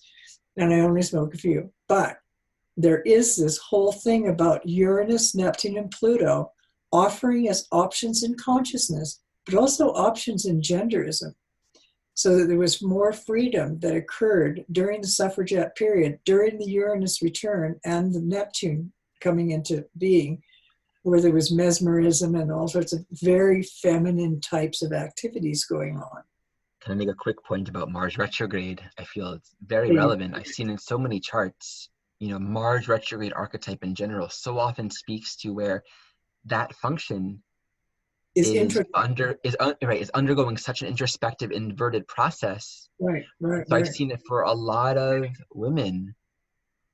They don't relate to the traditional gender stereotypes or notions of how a woman's supposed to express. And they actually go through this process of connecting with this oomph and this anger and this drive to embody and to express. And actually I've seen for a lot of men, the Mars retrograde oftentimes manifesting as this sort of hesitancy. I mean, I've seen this for women too, this hesitancy around that drive. And, you know, it could be this otherwise impulse to be angry and aggressive. So that Mars retrograde is so linked to this whole question around gender and gender stereotypes that are No, put onto us, because I think what you're saying is really important, and I think it demands another research project where we look at Mars retrograde and see exactly what that's about, because the whole issue of introjecting your Mars can actually kill you in the end. And it can put you in a dangerous position. Like, for instance, a man who has interjected his Mars and yet he's out cruising the street at night could easily get attacked. Yeah. So what we're looking at in the horoscope when we talk about Mars retrograde in this case, because that guy came up, and also the boundary and Uranus, Neptune, and Pluto, and we're talking to men, we need to talk to them about the feminine function in their character, nature, interior life. Not that they're walking around limp-wristed or anything, acting it out, but just that you know, the whole issue of Mars and sexuality and gender plays a huge role. And it is the planet. I mean, there are only two feminine planets in the horoscope, right? There's the moon and Venus. The rest are masculine. And so arguably too. So pardon? Arguably. I can argue on Venus even, but yeah. Well, Venus actually has, she has a dual nature herself, because there's Venus Pandemos and the babies, and then the male ideology, you know, of the higher mind, the philosophy, the love of wisdom, you know, ruled by her Aphrodite Urania. So what we're looking at here in the horoscope is that it doesn't actually define or show gender. It doesn't show gender definition. Okay, I mean, the guy is sitting there, the female is sitting there, but it does not. And at the same time, it does, the horoscope can show where we're more encouraged to live out the dominant masculine side. In my case, through Sun, Square, Mars, Saturn, Pluto. But I also have Moon, Neptune, sextile, Jupiter, Venus. So when I was born, I thought it was going to be a party. And then I looked up and I went, oh my God. And then it began. Okay, thank you. Erin and Ari, fantastic. Let's now move to Sarah DeHaven. Please go ahead, Sarah. Hey, everyone. Yeah, really interesting conversation. There's no doubt about it. I just wanted to say I made notes as well based on what everyone said so far. So I want to touch on that real quick and then go into my slides, because I kind of went ham on the slides, you guys. I can't wait to share. So yeah, in my case with my presentation, I just want to be clear, I'm using gender as a term more in the metaphysical sense. It's not so much about biological sex in humans and animals. So I know when it comes to, and man, we got Lucifer in a gibbous inconjunct to Saturn right now. So excuse me, I'm not, I'm not getting anything on the screen. I'm just getting a photograph of Ari. Oh, that's okay. Yeah, I don't have it up on the screen yet, Erin. But actually I'll put that up actually right now, just so that I have it and there's no issues going on there. Can you see it now? Yes. I do. I see your, yes, thank you. Perfect. All right, awesome. All right, so yeah, like in the context here with me, I'm using gender more based on a metaphysical term. I also want to touch really briefly on Boaz's element chart, talking about the pure form of feminine being water and the pure form of masculine being fire. I love that. And then more androgyny blending in earth and air. So I just wanted to give thumbs up to that, because that's totally going into the vein of what I'm talking about today as well. And then I also want to reiterate, of course, we can't determine biological sex based off of a chart alone. So anything I say, I just want to be very clear that I'm not insinuating that in any way, shape, or form. And another thing too, is love for the vessel, I find, is so key. Like if we want to express the gender within us, the blend, the texture, the flavors, the dimensions, the frequencies of gender that exists within us, we must love what we are within here in the physical realm, because at least from my belief system and what I've been learning so far, I feel spirit exists on all planes, which means that, you know, this is a spiritual realm just as much as any other. Let's see. So I do want to say too, just the retrograde Mars thing was really cool, because when I think about an internal Mars, you know, it's, if we think about masculine yang energy, positive energy or whatever. It wants to move outward. It's outward moving energy. So of course, if Mars is moving inwards, it's just a funny thing to think about, because that is definitely a frustrated Mars. So those are some things I just wanted to touch on very briefly to acknowledge everyone who's spoken so far. Closer to Earth when it's retrograde, isn't it? What's that? It's closer to Earth when it's retrograde. Oh, that's true. That's true too. Yep. Mm-hmm. Yep. So I just want to say, I don't think astrology is gender biased. And I think Erin was talking about that a bit earlier as well. I feel like it's more a bit gender biased. And that has to do with, I feel, just where we're at this point as a species, where we're at in perspective. And of course, this is changing very rapidly with the Pluto and Capricorn generation, the south nodes, of so many planets being in Capricorn, and us revisiting those with Saturn being in where it is in its degree in Capricorn, and Pluto. There's a lot of transformation with our relationship to gender and what it even means, you know? And so, the deeper we go into the imbalance of gender in ourselves and in humanity, we can see that both genders play an integral role to the weaving of the very fabric of reality. And so, I just posed the question again, and I'm looking right now, the principle of gender, aka the generative principle. This is all from the Kybalion. It's a Hermetic text that speaks about natural laws and principles that govern consequence in the universe. So when I'm using a term gender, again, I'm talking more in a metaphysical sense. And I find it really interesting when I think about gender and the root etymology of this word. And it's actually apparently, and now this is a rumor, but apparently the Masons, once you reach the 33rd degree, you learn that the G in the Freemasonry, that symbol there with the compass and the square, the G actually stands for generative, which is an interesting tidbit. It's a rumor, I don't know, I can't confirm. I've never made it to the 33rd degree because I'm not a man, and I guess I, just haven't put the effort in. But the point is generation. In order for the universe to exist, life on some level and varying degrees needs to exist, and without the two halves of the whole, the masculine and feminine, it's impossible. And so gender, from the Kybalion, here's a quote: gender is in everything. Everything has its masculine and feminine principles. Gender manifests on all planes, and the masculine and feminine in this case is yin and yang, positive, negative, these types of things. It's more not the biological sex. So if gender is in everything, it must stand to reason, I would think, in at least my line of logic, that everything is built from a combination of masculine and feminine energy in varying ratios, colors, flavors, frequencies, and textures. And we're exploring that as people in these days, in the coming, or I guess in the recent years, the recent decades, especially though, it seems to be coming to a head where, as we move out of the distorted patriarchal paradigm that we've existed within for so long, and people come closer to who it is they are in the relationship with themselves, it's just inevitable that we're going to be expressing and tapping into energies that don't meet, up until this point, traditional societal paradigms and labels, right? And so, we do see, even in things that we describe as neutral or neither, varying degrees of yin and yang, like with Mercury, right? And so I wanted to focus on Mars and Venus for this very short presentation, just because there's some interesting things about Mars and Venus. You'll notice that Mars tends to describe how we go after what we want, how we pursue our desires.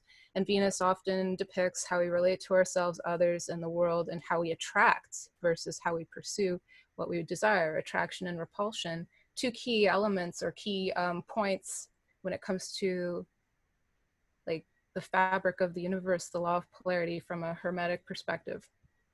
So on the physical plane, we can see that light, aka source, God, goddess, the all, or data, as is the word that I'm liking these days. We can perceive that light through the four elements here on the physical plane.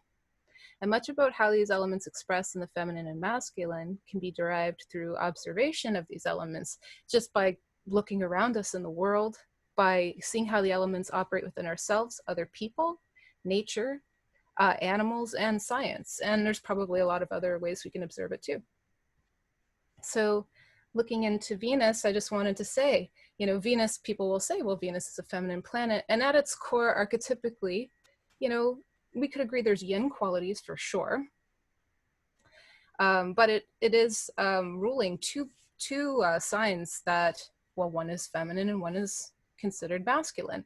And I like how Boaz touched on how air is a more androgynous element, because air and earth, both of them are kind of androgynous in a sense. But anyways, I'm kind of digressing here. But my point is that we can see even in masculine how we go after what we want. We could have a more yin approach to that. We can have a more overt approach to that. And with femininity, we can find the qualities of Venus in earth and in air, you know, in our security, both somatic and social, which I'm going to talk a little bit about here. And as you can see, I put a yin yang here because I like how they're in the yin yang, we have the dot of white and the dot of black, which implies that in this construct, even though polarity is a principle of natural law, it's going to be very hard to find an absolute extreme of either, feminine or masculine, anywhere you go. You know, I mean,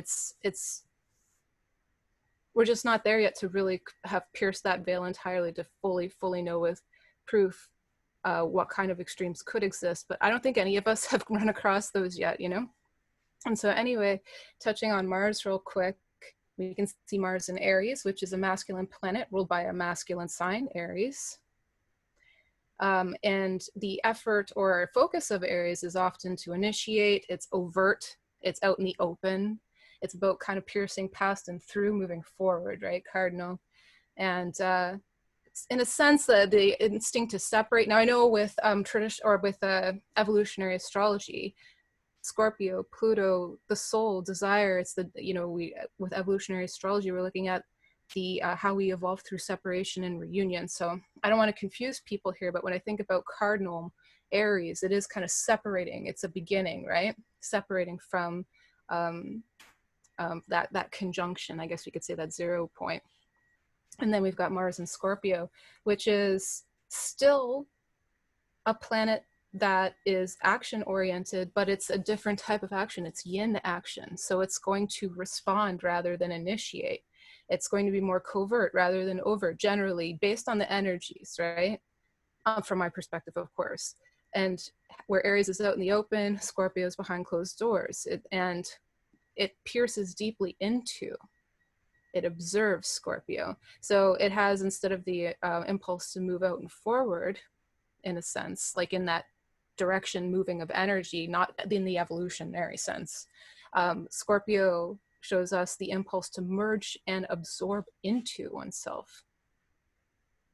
And so we can see Aries as the pursuit of desire and impulse, and Scorpio could be seen as the intuitive pursuit of desire, feeling driven action.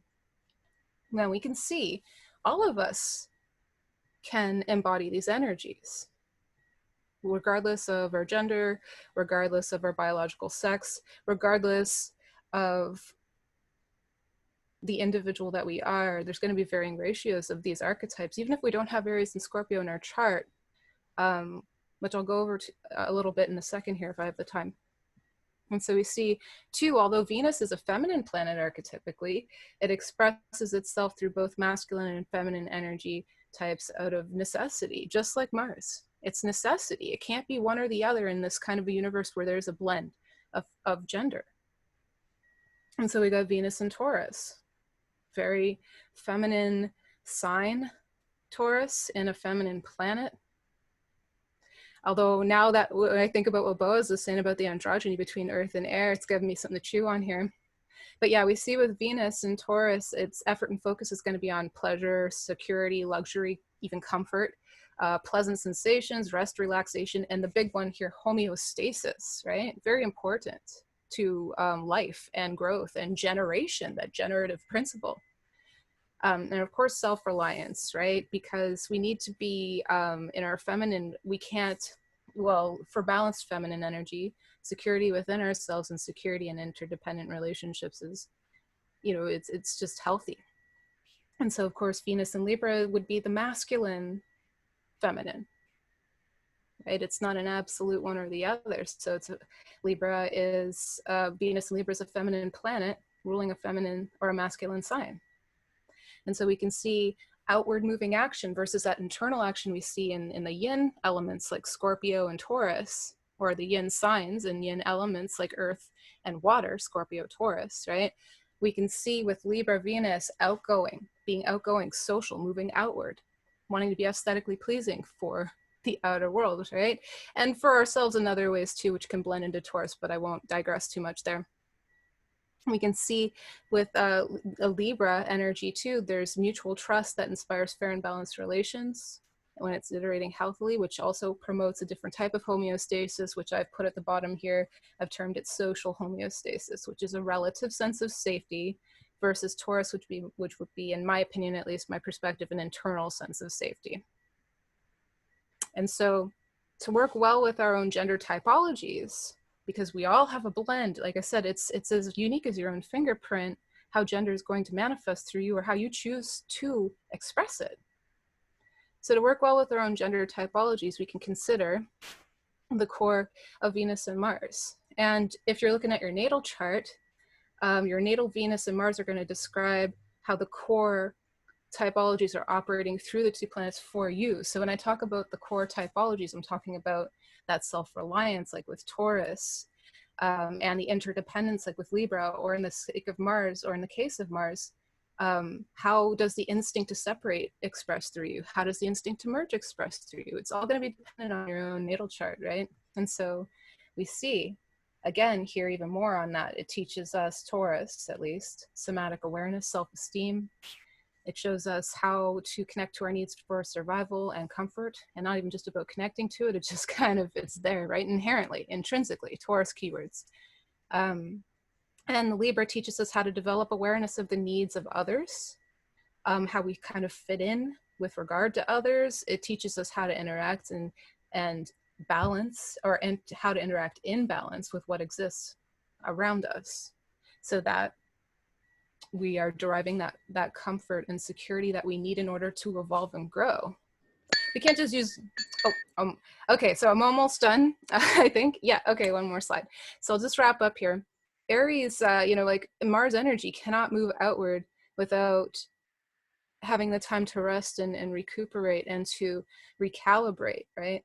And so it is a sacred marriage, we could say, a sine wave that is working in cooperation. Aries teaches us to have the courage to fight when we're called to, and to do it without vacillating. Balance between Libra and Aries. And Scorpio teaches us how to grow stronger through our alliances with people, places, and objects of power, so that we're not an island, like if Taurus was in the extreme.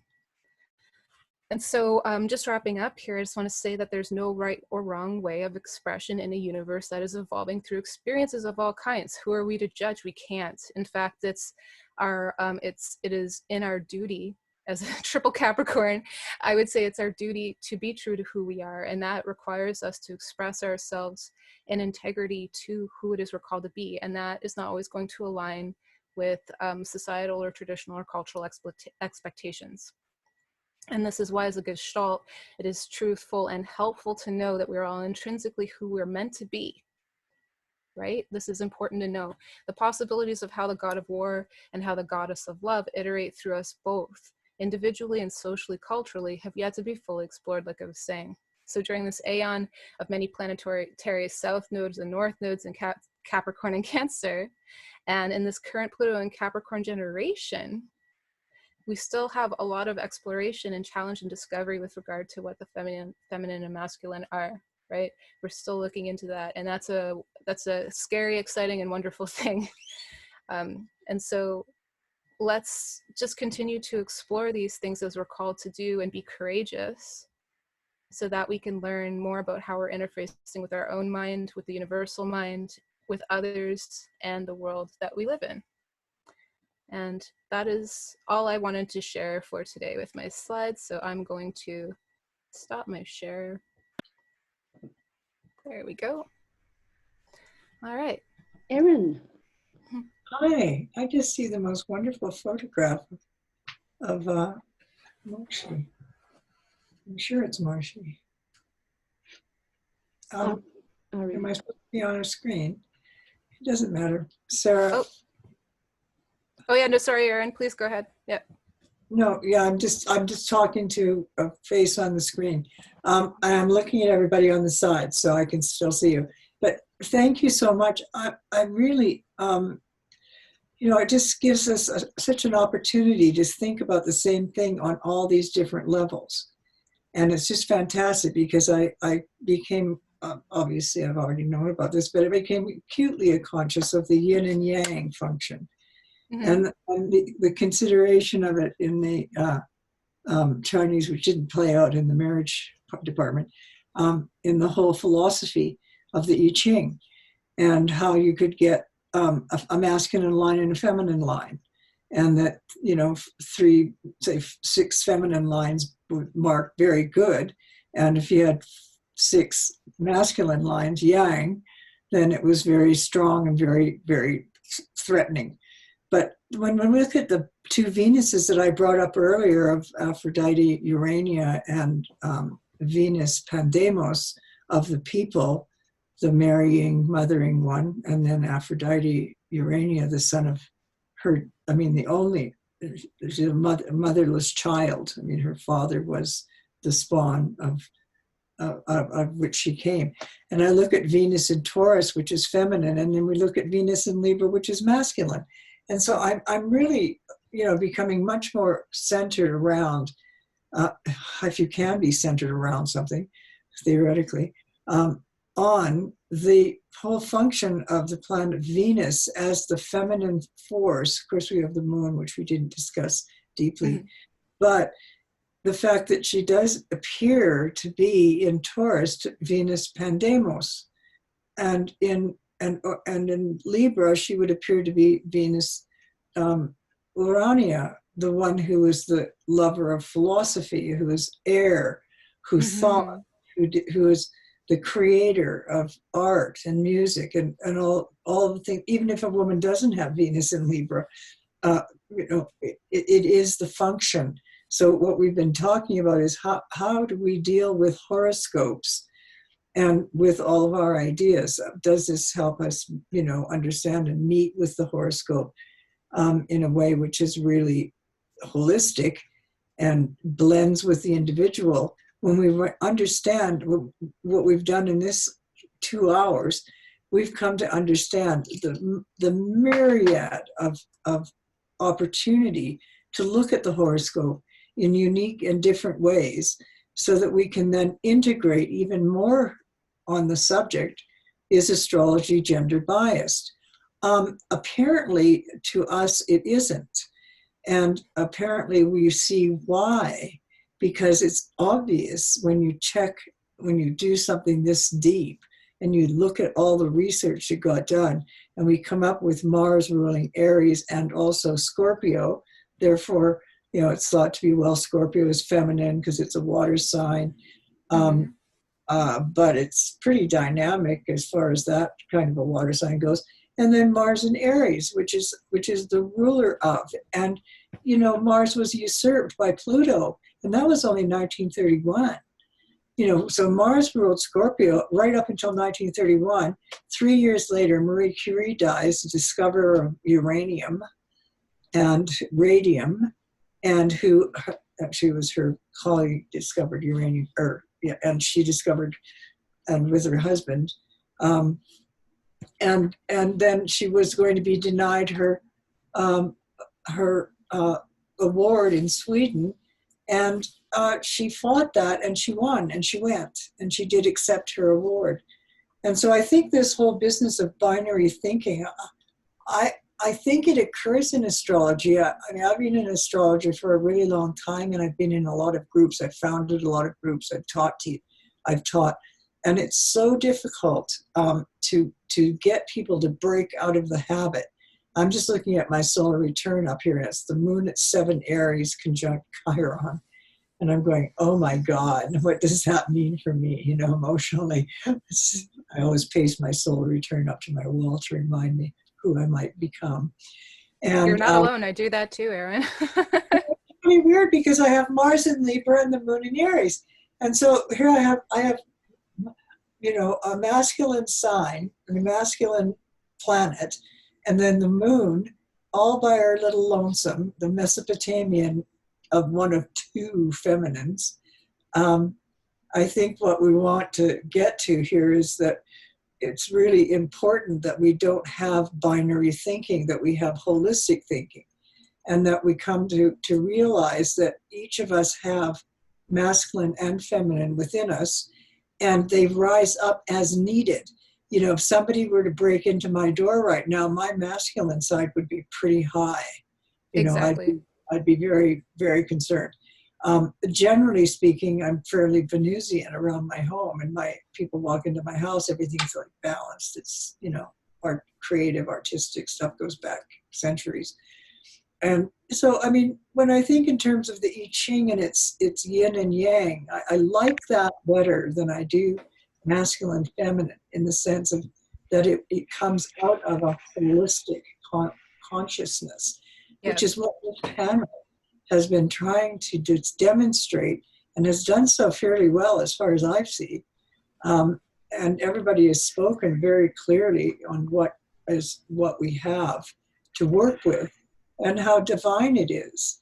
And I really appreciate the bringing in of the divinity of what we do as astrologers, and how important it really is to assist people to come to terms with aspects of their own character, whether it's about sexuality or gender or not.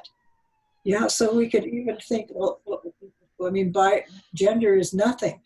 Everything is soul, you know, it's all part of what the planetary array and the natal horoscope has laid out for the person, for them to work through in a whatever kind of body they've got, whether it's one that seems to have been a terrible mistake, and you know they're about to make a change, or whether it's about someone who is like really into the feminine side of the self, which, by the way, if we think in terms of pole dancers, women, they're very feminine, and yet they are doing a masculine job.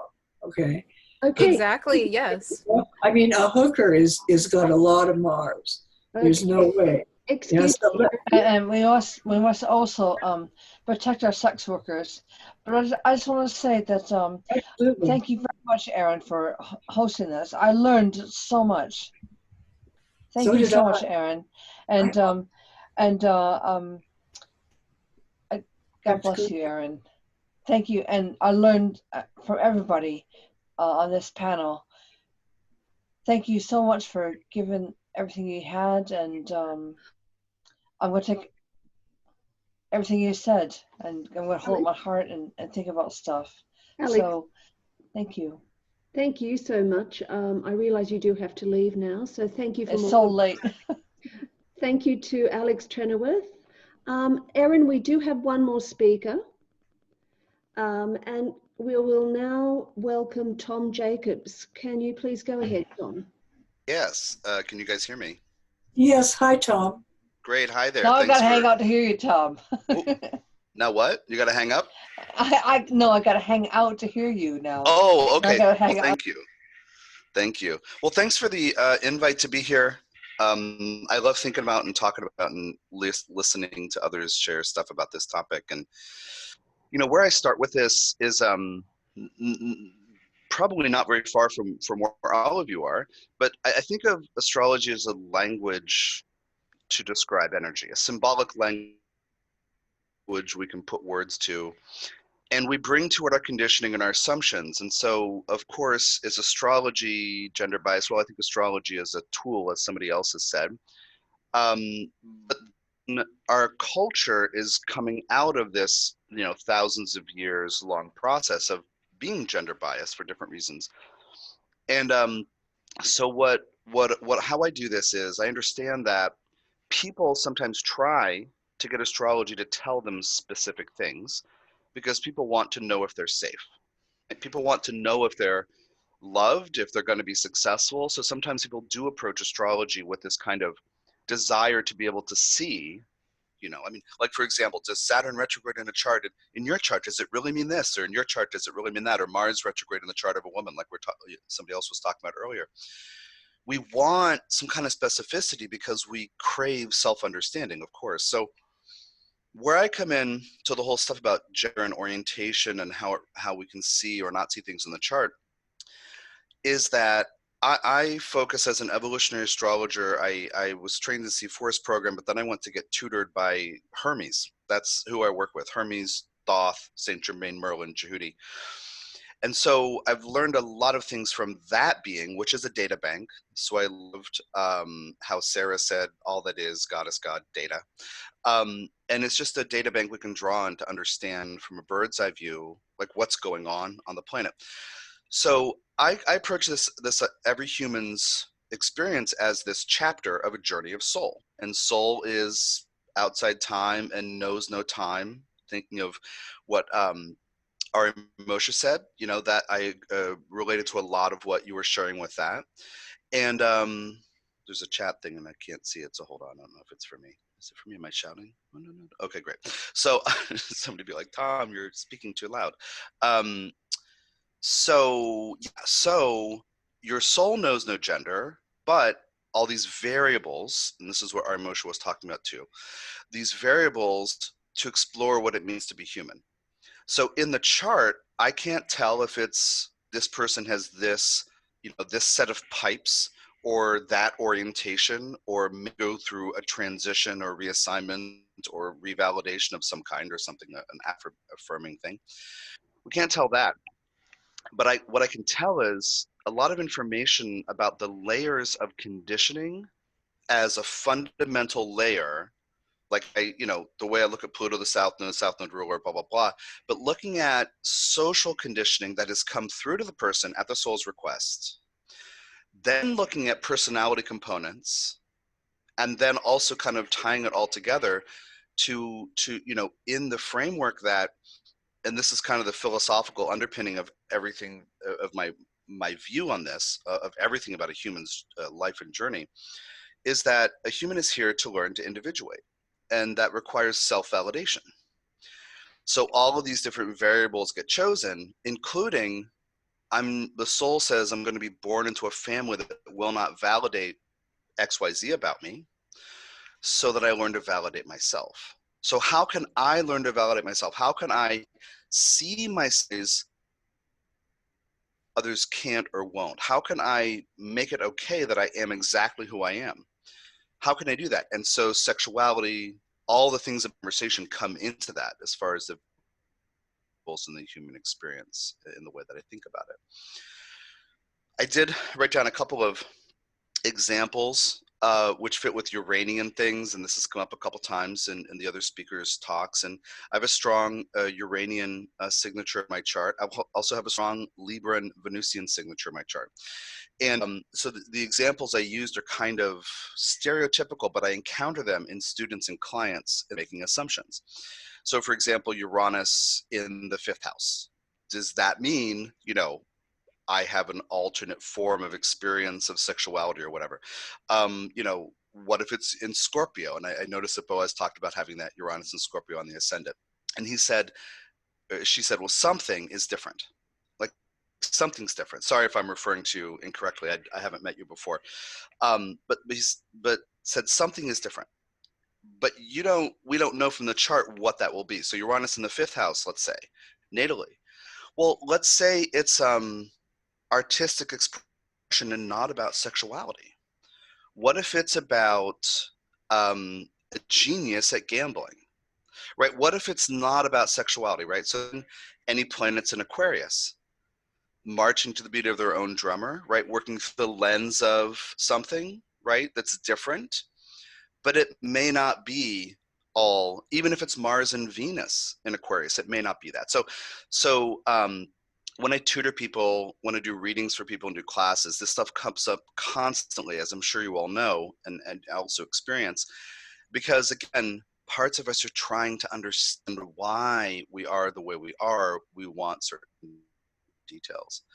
Even in my own experience, I'll share 3 or 4 things with you briefly.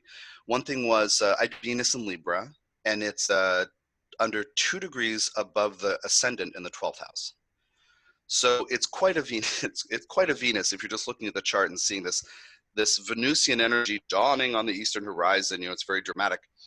It is conjunct Pluto, which is several degrees into the 12th house. And of course, it's a chart ruler. And I have Mars and Uranus in Libra in the 1st house. So I carry Venus really strongly. And when I was a kid, this came out as people teasing me because I was soft, right? And when I was teased, I wouldn't fight back. The reason I wouldn't fight back is because I was afraid of doing disproportional harm, say it that way, disproportionate harm, because I knew that Mars energy was like, I was afraid of it. So then that led to more of the teasing because I wouldn't defend myself. So then there's this thing about the cultural stereotypes of boys, etc. I was always assumed by people who didn't know me that I'd be a football player. So broad shoulders, kind of physical strength. All that kind of stuff went on for years, and I was a musician and an artist, right? But Venusian, right? I was Venusian. But one thing that was a kind of a singular event about all these things, well, I will say this too. I did have an EA person, an EA astrologer, tell me, because of that Mars, Uranus, and Libra in the 1st, that I was bisexual.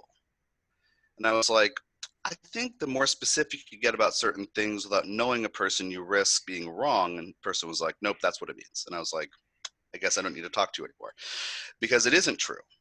I have a thing about Venus, but that doesn't mean it translates that way. And we have all the complexities. Like in Boaz's presentation, the one screen came up and there was a grid, not a grid, but like a listing, right? A grid of all the different potential symbols for different terms. There's so much complexity. And then in even an article that Linda linked to in the invitation, Linda says to the interviewer, there are as many ways of being gay as there are human beings in the world. I put that in my notes because I was like, I don't want to forget that, because this whole variety of human experience thing, it's vast, it's broad. You can't, I don't think you can, I think you should try to pin anyone into a box. And so as we're hearing from all the panelists, to listen to people's experience and to work with them where they are, I think, that's kind of where I come from with this. Okay, so then I was channeling a book from Hermes, Jehudi Thoth, it's called Goddess Past, Present, and Future. And it's about healing the patriarchal pain and reclaiming the goddess within each one of us, ending the patriarchy within our conditioning individually, and how to do it.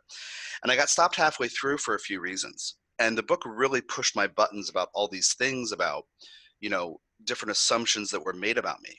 Like even women that I would be interested in dating, they'd say, no, you're gay. I'd say, I'm not gay. So I've had that side of it my whole life, right? Until I met my current partner, and the book was halfway done, and I had a block in my heart about healing my relationship with the goddess. And one of the first times she visited me, she was with me, and she just looked at my eyes and she just saw something, and she said, oh, well, that you're the goddess, which was the inverse of, Tom, you're probably gay. Seeing that Venus and Libra in a different lens. We even talked about it before this panel because she knew I was going to do this today. And it was a most beautiful moment, because listen to my voice. If you saw me physically, I'm kind of a big guy. Like, I don't have any effeminate qualities, except I do. But I don't, but I do. And then you see the round face and the Venusian thing coming through. So one of the things that I sometimes attract in people as clients is to, how can they, accept the profile they're experiencing, is kind of a weird way to say it, but how can they just be exactly who they are and get to know how they're wired in service of individuation, evolution of consciousness, growth of that soul through that person's experience. How can they take whatever it is about them that's true, look at it, take a deep breath, accept it, love it, live their lives? And that's been a huge part of my path with this. I don't talk about this all the time. I'll talk about a little bit of what I've shared here and there. But it's been a huge thing. And so also sometimes, clients will wonder about themselves, and I'll say, well, I think you have a sense, like, because they'll say, wait, what if I have Mars and Aquarius in the 5th house? And I say, what's true about you? What do you feel? And also, one of the other speakers, I'm sorry, I can't remember who, emphasized hearts, not parts. I think that was Boaz as well. And that to me, that speaks to my heart as well, as a really important, humanizing factor. How can any given human accept the self, validate the self? Because that's in my perspective what we're all doing here. So when I look at a chart, I'm opening to possibilities and allowing for possibilities, and I don't know what it's going to look like. Like Mars conjunct Uranus, or at planets in Aquarius, Uranus in the 5th house, or something like that. Uranus in the 7th house, or anything like that. We don't know. So anyway, so that's kind of where I'm coming from. But I do spend a lot of time with people dealing with their unconscious emotional memories that drive things and motivate them to make choices, but that they might not be in touch with, or maybe haven't learned how to articulate thus far. So, so you have the biological, chemical reality, you have the social conditioning, you have the person's thoughts and judgments based in social conditioning, family conditioning, and then you have how that person's heart functions, what directions that person's heart open toward. And you have emotional bonds of different kinds, and all of these things are not, working within tiny boxes. As I work with people's multi-life profiles in their emotional field, all of that in multiple layers from many, many lifetimes exist. So what I want to get at is, thank you, 1 minute. So what I want to get at is sometimes a person who is living a certain kind of expression or life or lifestyle will have a pull to another kind or another expression, and it could be temporary. I mean, it could be a revelation of a deep truth that needs to be owned and honored, and it could also be the revelation of a deep truth that may turn out to be temporary but needs to be owned and honored. Sometimes we might meet a person in this life we have this amazing kismet karmic connection with, and that person is the opposite of the gender we believe that we're going to connect with. Yeah, I did a woman for a while who said to me, I knew, because she had dated women previously, and she said, if I was ever going to marry a man, it would be you. And it freaked her out, right? Because here I am balanced, right? Half and half. So anyway, so sometimes we have that connection with somebody and we have to figure out, is this, something that's real and huge or real and moderate size, but it needs to be expressed and explored and found out. It may be the opposite of what we're expecting too. Anyway, so thank you. And now I will submit to dialogue. Great, Erin. It's sort of interesting. Thank you very much, Tom. Actually, it was very, very enlightening. I made good notes on it. And I wanted to mention a couple of things that you said,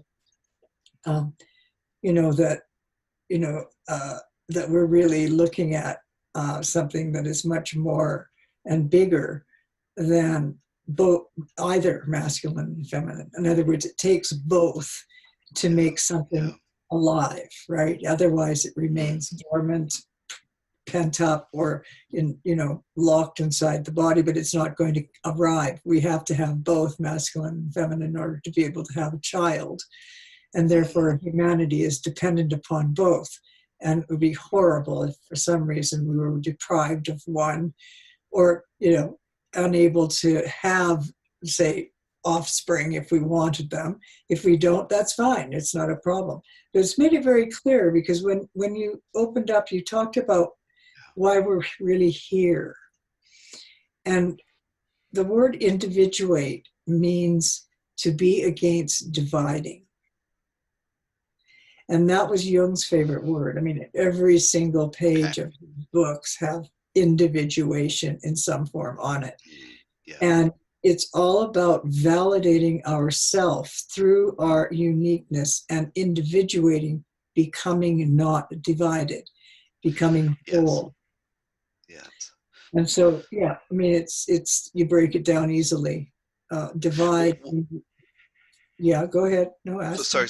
me. Well, somebody else had talked about that feeling of the separateness while human.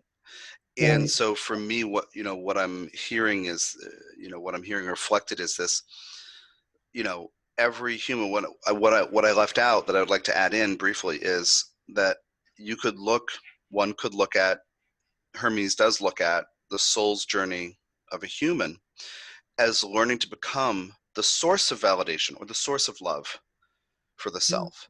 So going deeply into how I perceive I'm different to find out that I am the divine returns me that I have the divine and that I'm not separate.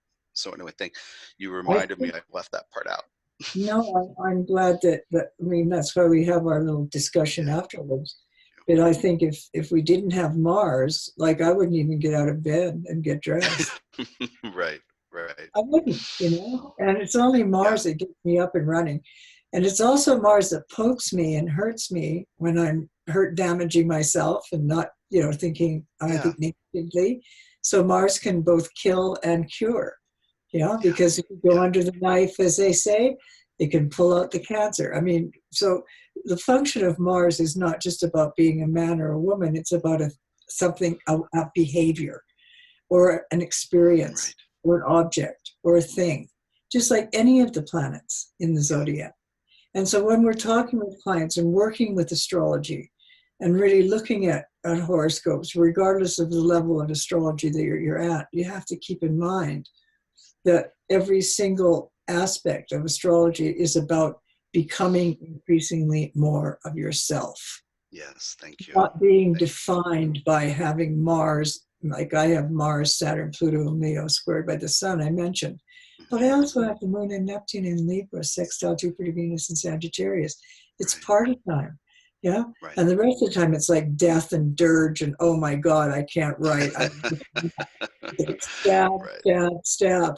So, I mean, we can damage ourselves if we don't understand our astrology enough. We can hurt ourselves. We can heal ourselves by looking at our own horoscopes now. We should do that in a day or so and reflect on what we've done today and what everyone has shared and how we can integrate that information and that separate but at the same time integrated knowledge, because everything that we've talked about has had to do with the horoscope, planets, planet. That's all we've talked about. And that's what we should be thinking about over the next few days is how can we integrate?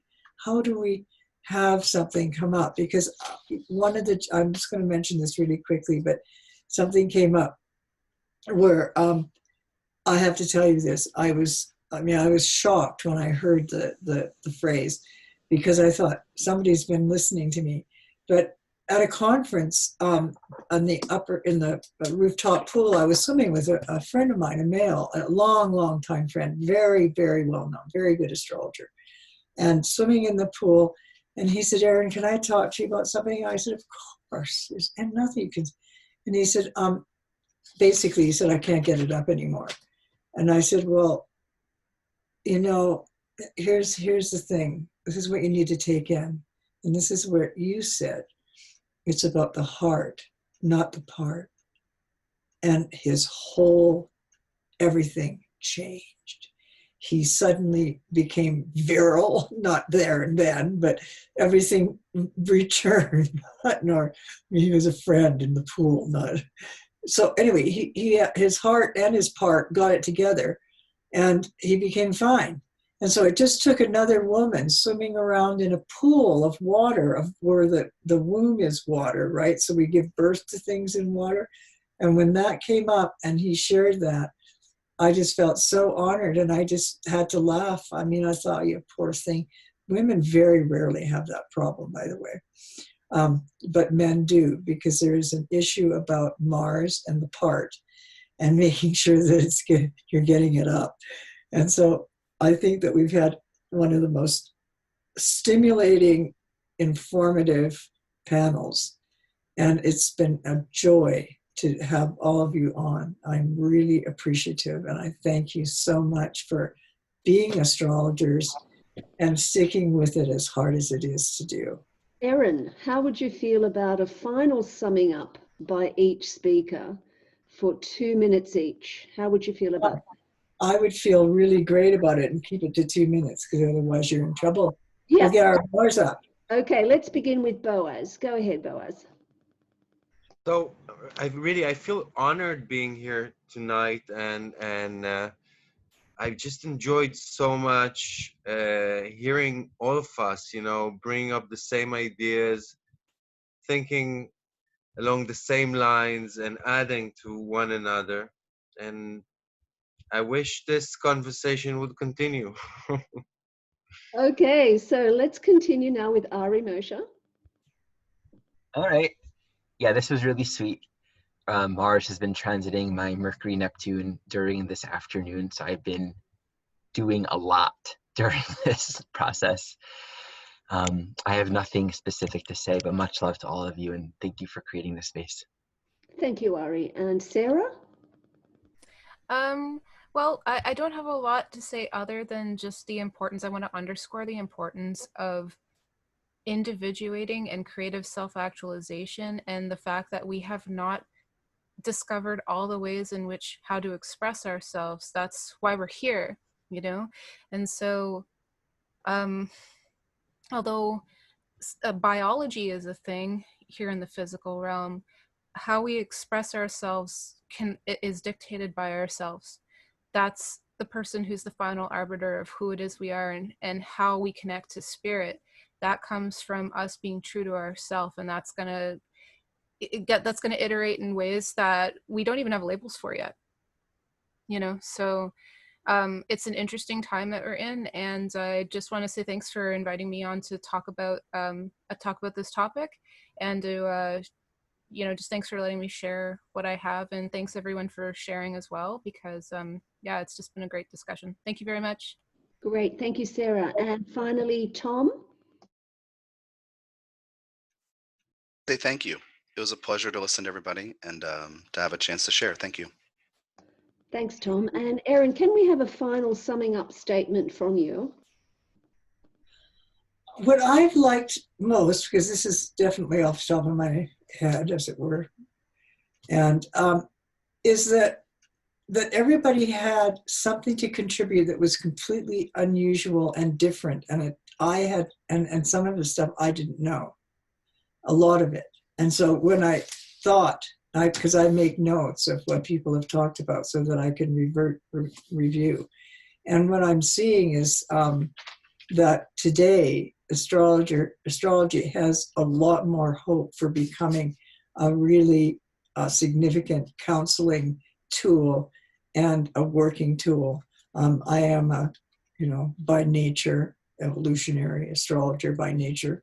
I think that by design, I have been as well in my work, because I think in terms of evolution, everybody who has talked has at some point mentioned the whole potential for our evolution and how we can grow by understanding more about our anima and animus, that the anima is the feminine side of the person, and that because Jung was a man of his times, like Freud, so there's an anima in both men and women, and there's an animus in both men and women, and we alternate between them, and they sometimes marry, and when they're married, we have the marriage, the holy marriage, the marriage sagrado. And I think that that's what we're aiming for, is this marriage sagrado, that we become part and parcel of our wholeness. And I think that's what this panel has actually really done a lot for. So anyone who's listening will really gain from understanding more about themselves and other people. Thank you so much for being here. And thank you so much, Erin Sullivan. I'd like to thank all of our speakers today for this amazing panel discussion. And so thank you from all of us and from our audiences on Facebook, YouTube, and Zoom.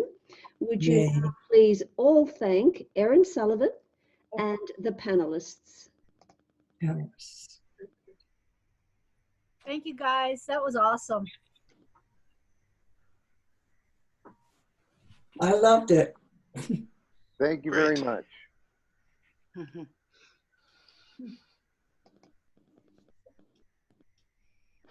Okay, thank you. Goodbye for now. We'll see you at the next panel discussion. Thank you, Linda, for all your work. You're great.